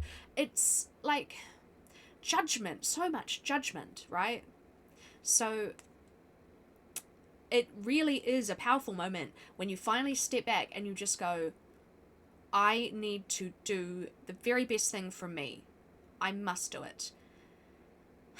And I always say, you're going to be a better parent when you are happy in your own life. It's a trickle-down effect, right? And this next card is interesting. Anger. This is black. This is a different color again. Explore the root cause. I'm going to pop it down here. Volcano. Anger. Okay, this will be a different suit. Suit 2, behavior. Alright, anger is 35. 35. Anger, explore the root cause. Anger is often a secondary emotion, with the first with the first trigger being fear, sadness, or loss of control. Ask yourself a series of why questions to get to the root of this anger and to see why it may not be necessary. It's not wrong to feel anger, it is perfectly natural and part of our evolutionary development to handle threat. However, we can often feel angry about small mundane things, and this only leads to more pain and darkness, and it can ruin relationships. Who's this for? Masculine or feminine? Masculine? Question mark? Feminine? I had to double check. It's definitely masculine. Interesting. And alright, we never know, okay? We never know what is going on in someone's inner world. We don't know what's going on at home. We don't. We really don't. And neither does anyone else, by the way, with the influence card. No one actually knows. We see other people's lives on the surface. We see what they want us to see. We see the show they put on for everyone else's benefit. I'm just hearing, like, deep inner conflict. Right? Like, why can't he have what he wants? I'm hearing. It's just, this is a sucky situation all around. Because I feel like this is not a natural state for this masculine either. I feel like he's always in that King of Pentacles, nurturing, caregiving, caretaking energy. This is actually most unlike him. I feel like it would take a lot for him to reach this point. The Sage. The sacred path to wisdom. This is the same colour as these first two, the orphan and the innocent. So this is an archetype. Okay. Archetype. I love these cards. I'm so impressed. I did not know they were going to be this amazing. 55. Okay. 55.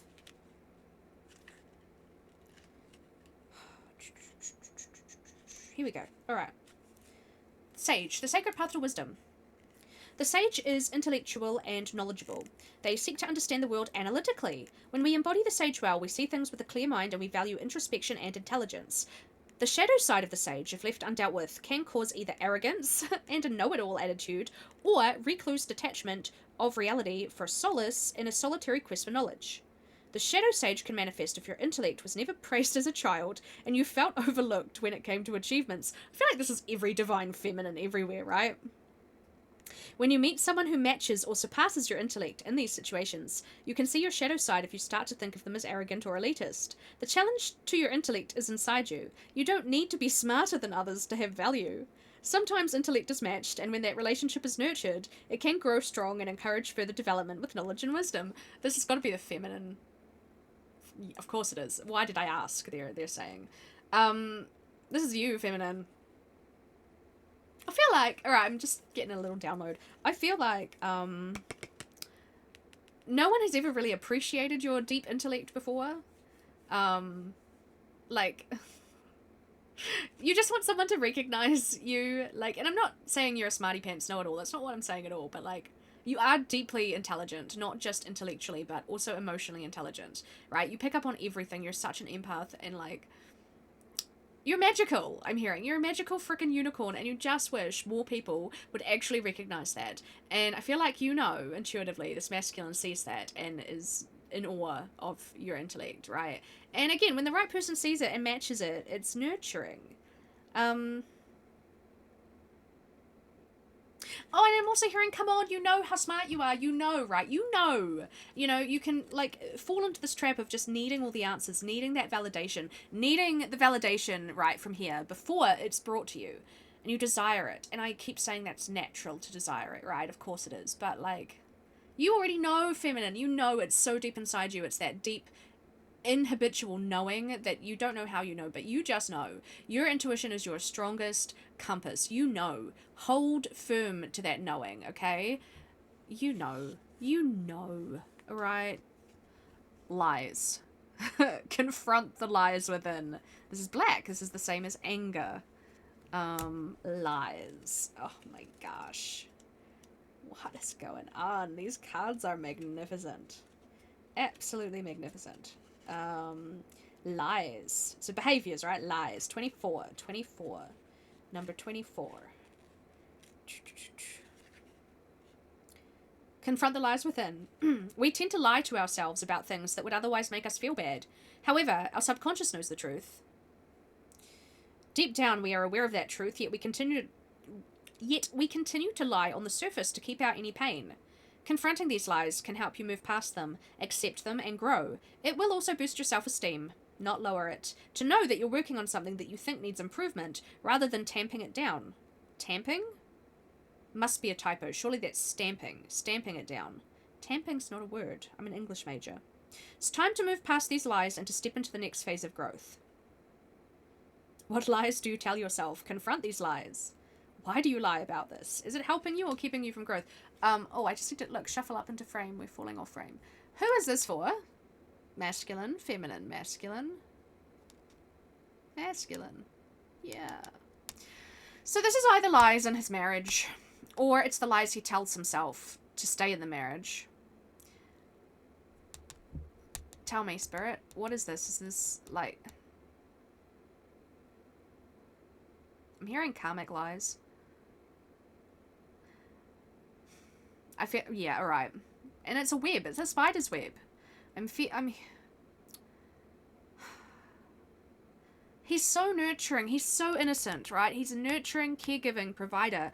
I feel like he would give anything to hold his life together with a rubber band and some sticks, I'm hearing. Like... So he believes the lies he's told, right? He's got to see the truth in his own time. You can't bring this in prematurely.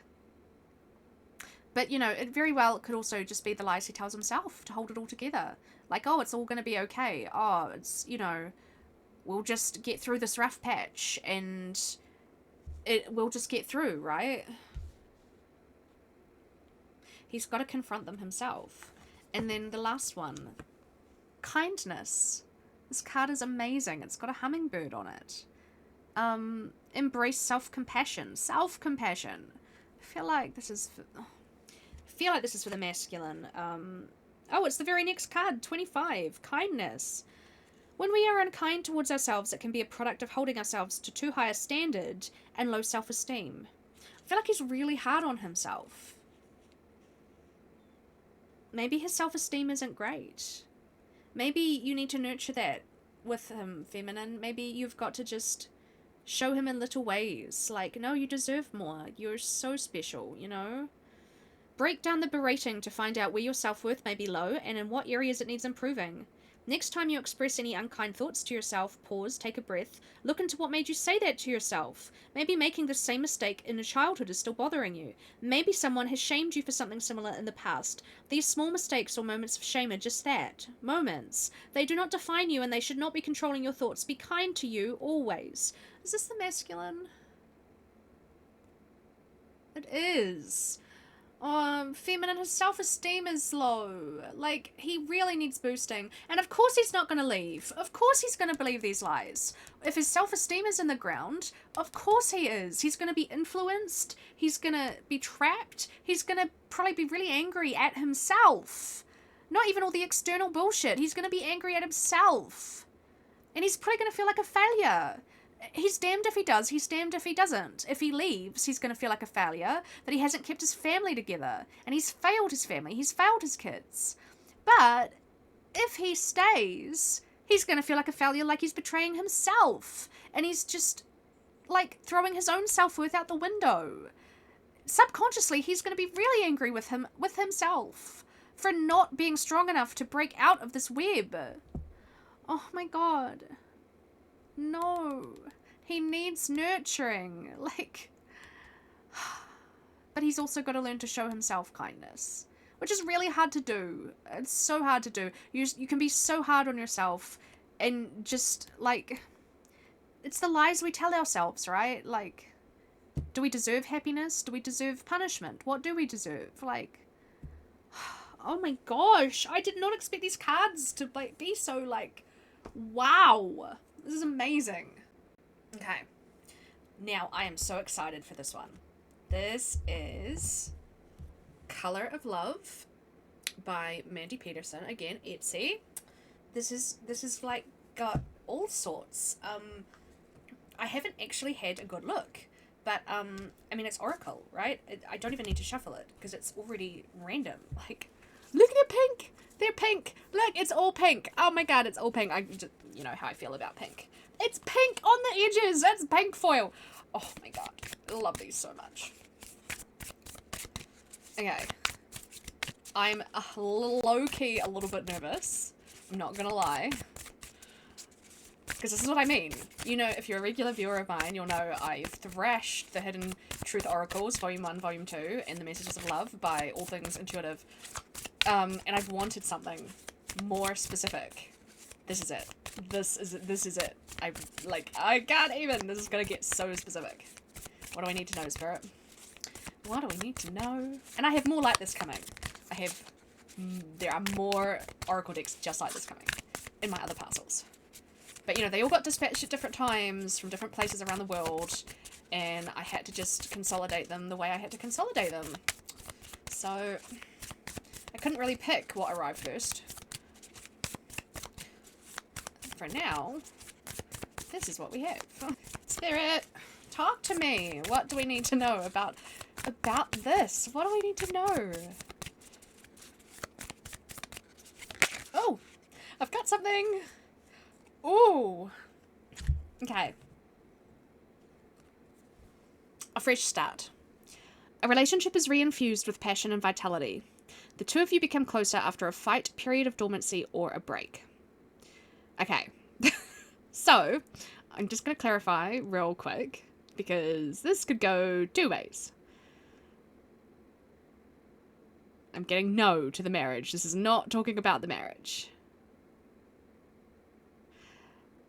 This is you. This is the energy with you, feminine. Yeah, 100%.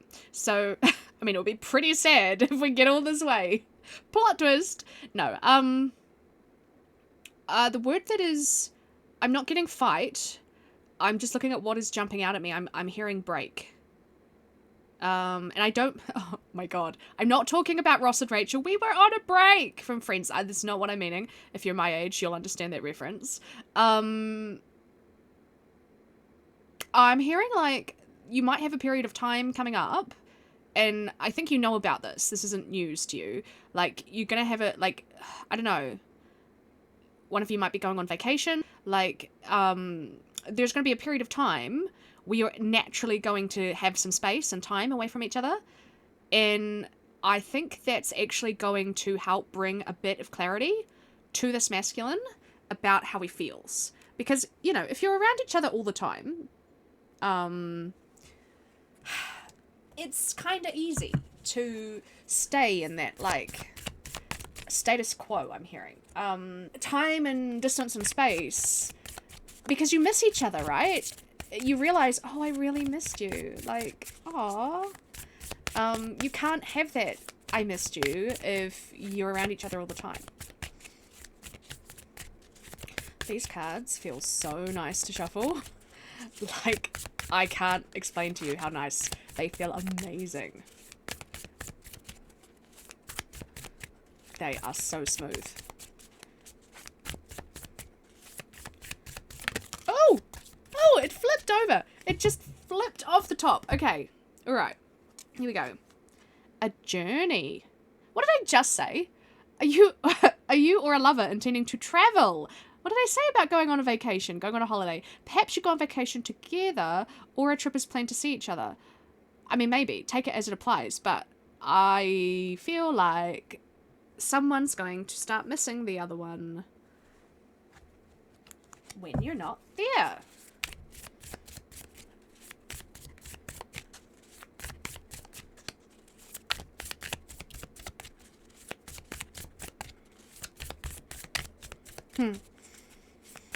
The cards are trying to, like, bounce out, and then they bounce back in. They didn't flip over, so I didn't take them. But I'm hearing, like, bubbling to the surface.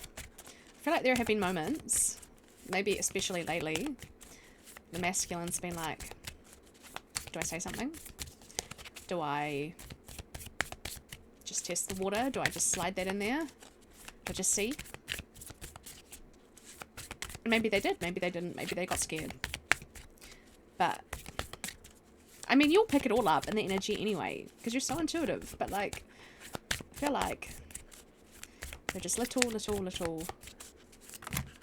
moments. Oh my god. All of them? Okay, I cannot make this up. I can't actually. This is outrageous, okay? Absolutely outrageous. All right. Are you ready? I don't think you're ready. I do not think you are ready for this. Okay. Toxic love. Hanging on to a toxic love situation brings heartache and regret. Let go of the need to be a victim. Know you deserve better. There was a freaking orphan card under there that talked about being the victim. Toxic love. Okay? You know what this is. This is the marriage. Yes. Yes. Spirits are rolling their eyes. You don't need to check. Okay. Toxic love, right? That's the marriage. Tried and tested. Your relationship has been through many tests and trials. If you can tough it out and persevere, it'll help your bond grow stronger. This is you. Yes, this is you and him, okay? And again, I'm hearing patience, persevere, tough it out. It's going to grow that stronger bond, right? Because you don't want to have an affair. But just imagine how beautiful this will be on the other side of this. Like, when he knows that he can trust you and he can find shelter in you, I'm hearing. And, like, you're the safe space for him where he can rest. Unforgettable. Unforgettable. Wow. I can't make it up. Your love interest may have an ex they haven't fully let go of. Hopefully this ex is only a memory and nothing to worry about. I can't make this up. And I mean, obviously, like, this will have been years and years and years of his life, right? This is a big thing for him to be exiting. And, you know, this is only not, this is, yeah, it might have been over for a long time, but that doesn't mean you just instantly, like, snap out of it and just go, right, okay, I'm over it. There is going to be healing needed. Unforgettable, unrequited love. Are you immersed in a one-sided love affair? Perhaps a lover can't return your affection in the way you desire. Alright, I am going to clarify this, okay? Because I feel like this is a double message. Because it can quite easily fall in both ways. Oh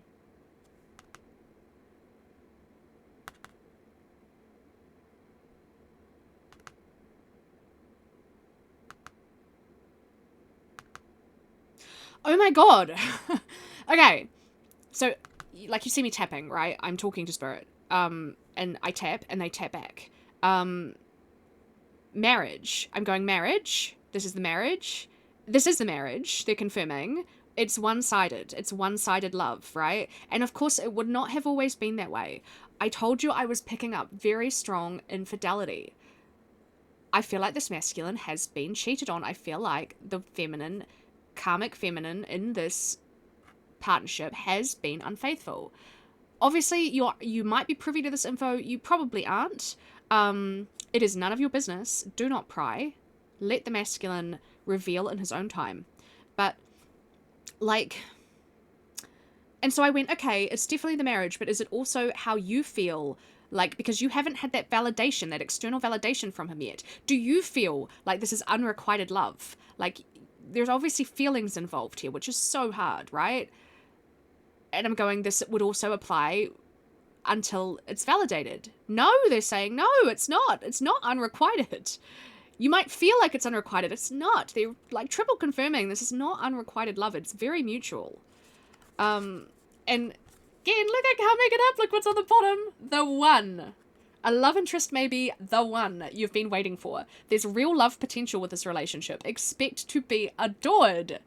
I can't make this shit up. Look at it. That's outrageous. It's completely and utterly outrageous. Is it not? Like, these cards are incredible. There's a gap. I have to do one more. I can't leave it there. What's the last one, Spirit? What is the last one?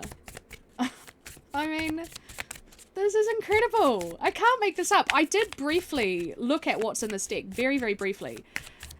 And I was like, whoa, there's some, like, There's some big stuff in this deck. Like, it's not all fluffy rainbows, obviously. Like, you've just seen 3 of them there. Like, those were definitely not fluffy rainbows. Oh, I'm so glad I waited for these cards. And it wasn't a choice I made. I tried to bang this reading out in like one go, and I couldn't do it. I literally was passing out at my tarot table. I had to put myself to bed. And that happened sort of 2 nights in a row. I was only recording tiny little bits. Oh my god, they just gave me... I asked for 1. They gave me... How many more? They gave me 3 more. This is... I do what I'm told. Yeah, okay. Look at this. Again, can't make it up. Be patient. Don't roll your eyes at me, Spirit is saying. Let things progress slowly and naturally in your relationship. Allow for ups and downs. Take time to get to know one another better. Patient. I know, it's excruciating, okay? I understand. I really do. This is why we have tarot. Be reassuring. Oh, look. A love interest may lack confidence in your feelings for them. You might need to offer reassurance of your affection. If this masculine self-confidence is in the floor, feminine, you might think you're being super obvious. Maybe you're not being super obvious. Maybe you just think you are. Remember this, if you're like super bubbly and like just so into this masculine, right? He might think that's just you. He might think you're just bubbly and overflowing with everyone, not realizing that no, I'm only like that with you. Oh, I don't know how you do that. I don't know how you reassure him. I've got no answers for you. Like, I would struggle with that. Because, you know, you naturally want the masculine to lead. And approach you. Healing. There is forgiveness and healing in your relationship. Oh, it's a typo. You discuss your bond openly and explore how to improve it. Discuss has 2 S's. Oh, I hate it. Typo. My English major heart is crying. Healing. Healing. What did I say? This one. This one. Needs healing. Needs time. Needs time. Be patient. Toxic. Be patient, okay? You've got to give him time. You've got to let... This is why I say you've got to let him come to you. Like... I've said this before. I think I said this in part 1. Whatever you think he's going through, you're not even in the ballpark, okay? Like, you're not even scratching the surface. Ooh. Don't be too trusting. If your gut tells you something isn't right, trust it. Don't ignore important signs or hunches. Sure, take that at face value, absolutely.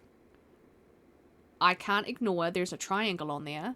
Can you see the triangle with this terrible camera? Love triangle. But, listen, okay? Yes, take this card at face value, but also, what have I been saying about your gut, your hunches, your woman's intuition? Also follow that, okay? Do follow your gut. But, I mean, a little caution isn't bad either, okay? Like... You don't want to be a homewrecker. You don't want to end up in an affair, emotional or otherwise. Excuse me. Like, that's why I say, as long as you are acting with integrity, and as long as the masculine is acting with integrity,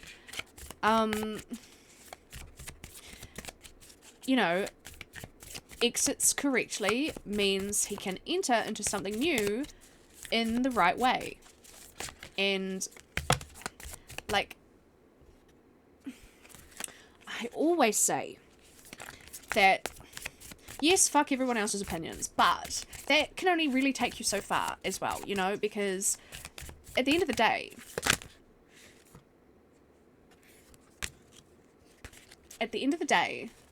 you've got a family to build, right? A relationship to build, a family to build. He's going to integrate you into his family. You're going to integrate him into your family. And you want to have acted with integrity because that's not going to be fun for anyone, is it? If you're like hey, like, that was quick. And look, I mean, when you think about it logistically, his family probably knows if he's unhappy in his marriage. To an extent. But I'm just, you know, I am trying to play devil's advocate from all sides. All of these? Oh, they want all of them. Oh my god, they're just more. They want to really play with this deck. Okay.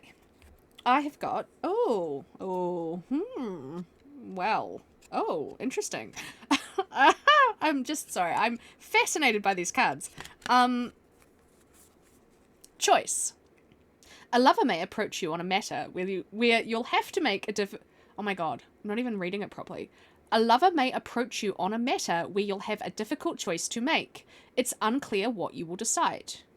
Integrity. It's screaming at me. I'm hearing it. Integrity, integrity, integrity, integrity, integrity. I don't know. He could slip, right? He could slip. He could come to you early. You could end up frickin' kissing. I don't know. Integrity. Okay? Integrity, integrity, integrity, integrity. If he starts kissing you and he's got that wedding ring on, you've got to be in your integrity. You've got to be like, hey, excuse me, what is this? What is that on your ring finger? Like, you need to be honest with me right now. Like, and if he can't be straightforward with truth and clarity, right? You can't. You can't. I don't care how tempting it is. You can't, right? You've got to act with integrity. Look at this. This is for him. This is it for, look, indecision. You can't make a relationship work with one foot in and one foot out. Make a decision. Stop wavering. This is 1000% him. Masculine. Make a fucking choice. I'm swearing. I'm feeling very passionate about this. Interference. Stop it. I can't make it up. I can't. This is crazy. Interference. A third party negatively influences a lover's feelings about you. Such a person could be a parent, friend, or disapproving busybody. Interference. What did I just say? What did I say about family, friends, even the karmic, right? Oh, look. Lack of clarity. A lover is wavering, unsure of what they want from a relationship. There might be nothing you can do to influence them right now. This could be marriage, this could be you, this could, like, stuck. Total stuck. Lack of clarity. Wavering. And, you know, I'm hearing it probably changes from day to day. Some days he probably wakes up, kids are jumping on the bed, you know, and he's going, like, I'm in this. This is my life. These are my kids. I owe it to them. I'm in this. I'm in this. I don't care how unhappy I am. I'm in this for them. And then he sees you and he goes, I want something more for myself. Why can't I have that too? Like, wavering, right? It's so hard, feminine. Fixated.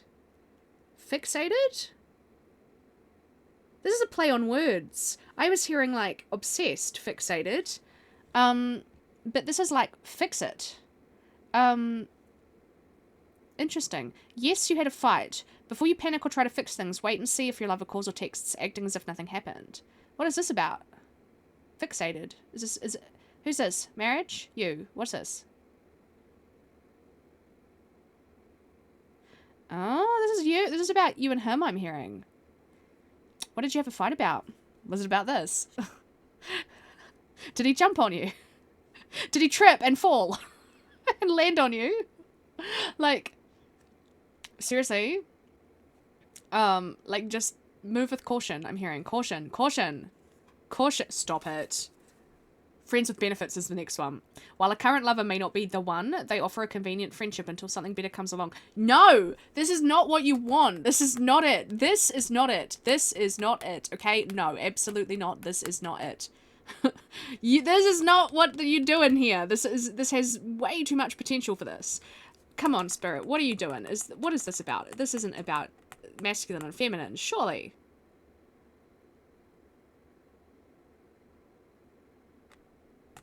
Marriage?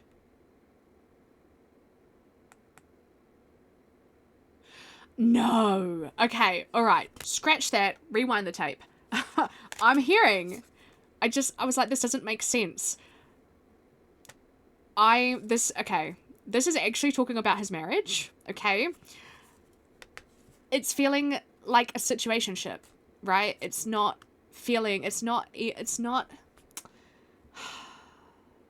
the emotional connection is gone, the trust is gone, the like foundational strength is gone. They're fighting, like, I'm hearing indifference. One of them is acting like everything's totally normal. Like nothing is wrong, nothing has happened. Which is probably very frustrating to the other party as well. You know, like, why won't you just admit something, like, something's really broken here? I'm hearing, look at this with the stitches. Like, it's broken. And it's no better than this now. Like, it's just... ah! Like, wow. It's... I was really worried there for a minute. Like, why are we approaching you with, like, small little, wand type offers? Like, no. We've just done this whole ginormous reading, right? About, like, everything. Oh, I love this deck. This is one of my new favorite decks. Look at this. Look at this. Okay, there's two here. Missing a spark? Exactly. A love interest isn't feeling a spark. Maybe there used to be one, and it can be rekindled. If there never was one, it might be time to move on. That's the marriage. Yes, Spirit's like, why are you tapping me? You know it's the marriage. Message delivered. Messages are exchanged between you and a love interest. If you haven't heard from a lover in a while, expect a message soon. This is a message to you, feminine. It's the message of truth and clarity. Of course it is. I mean, look, alright, you know what's up. You've worked this out. You've clocked this whole thing. I don't think any of this is going to come as a huge surprise to you, right? Because you're so intuitive. This is your validation. All of this. This is incredible. This whole reading has become so detailed. This is why I wanted all my new decks. Alright, Spirit, come on. Like, this is gonna be the longest reading ever. Is there anything more from here? No, wrap it up, they say. Alright, well, very good. And I have to honor this, okay? You will remember that originally, before, like, right back at the start, and I already had some of the Wicked cards pulled because I realized I'd recorded the whole thing without any microphone. Technology, love it. I actually had pre-pulled 3 cards from the Hidden Truth Oracle Volume 1, which of course is, you know, pinky, make it pink, make it blue. And I want to honor those cards that came out. I thought to myself, maybe I just won't even show them because, you know, I've got all these other fabulous cards now. But just to finish it off, I want to honor them because they did come out and I can't. Look at it. Look at it. Look at it. Do I need to say any more? I replay our conversations over and over. I want to tell you how I feel. I want to be more than friends. Boom! There it is. Well. Well. There you have it. I've got nothing else. I hope that was helpful. I will catch you on the next one. And I hope you enjoyed. Okay. Bye.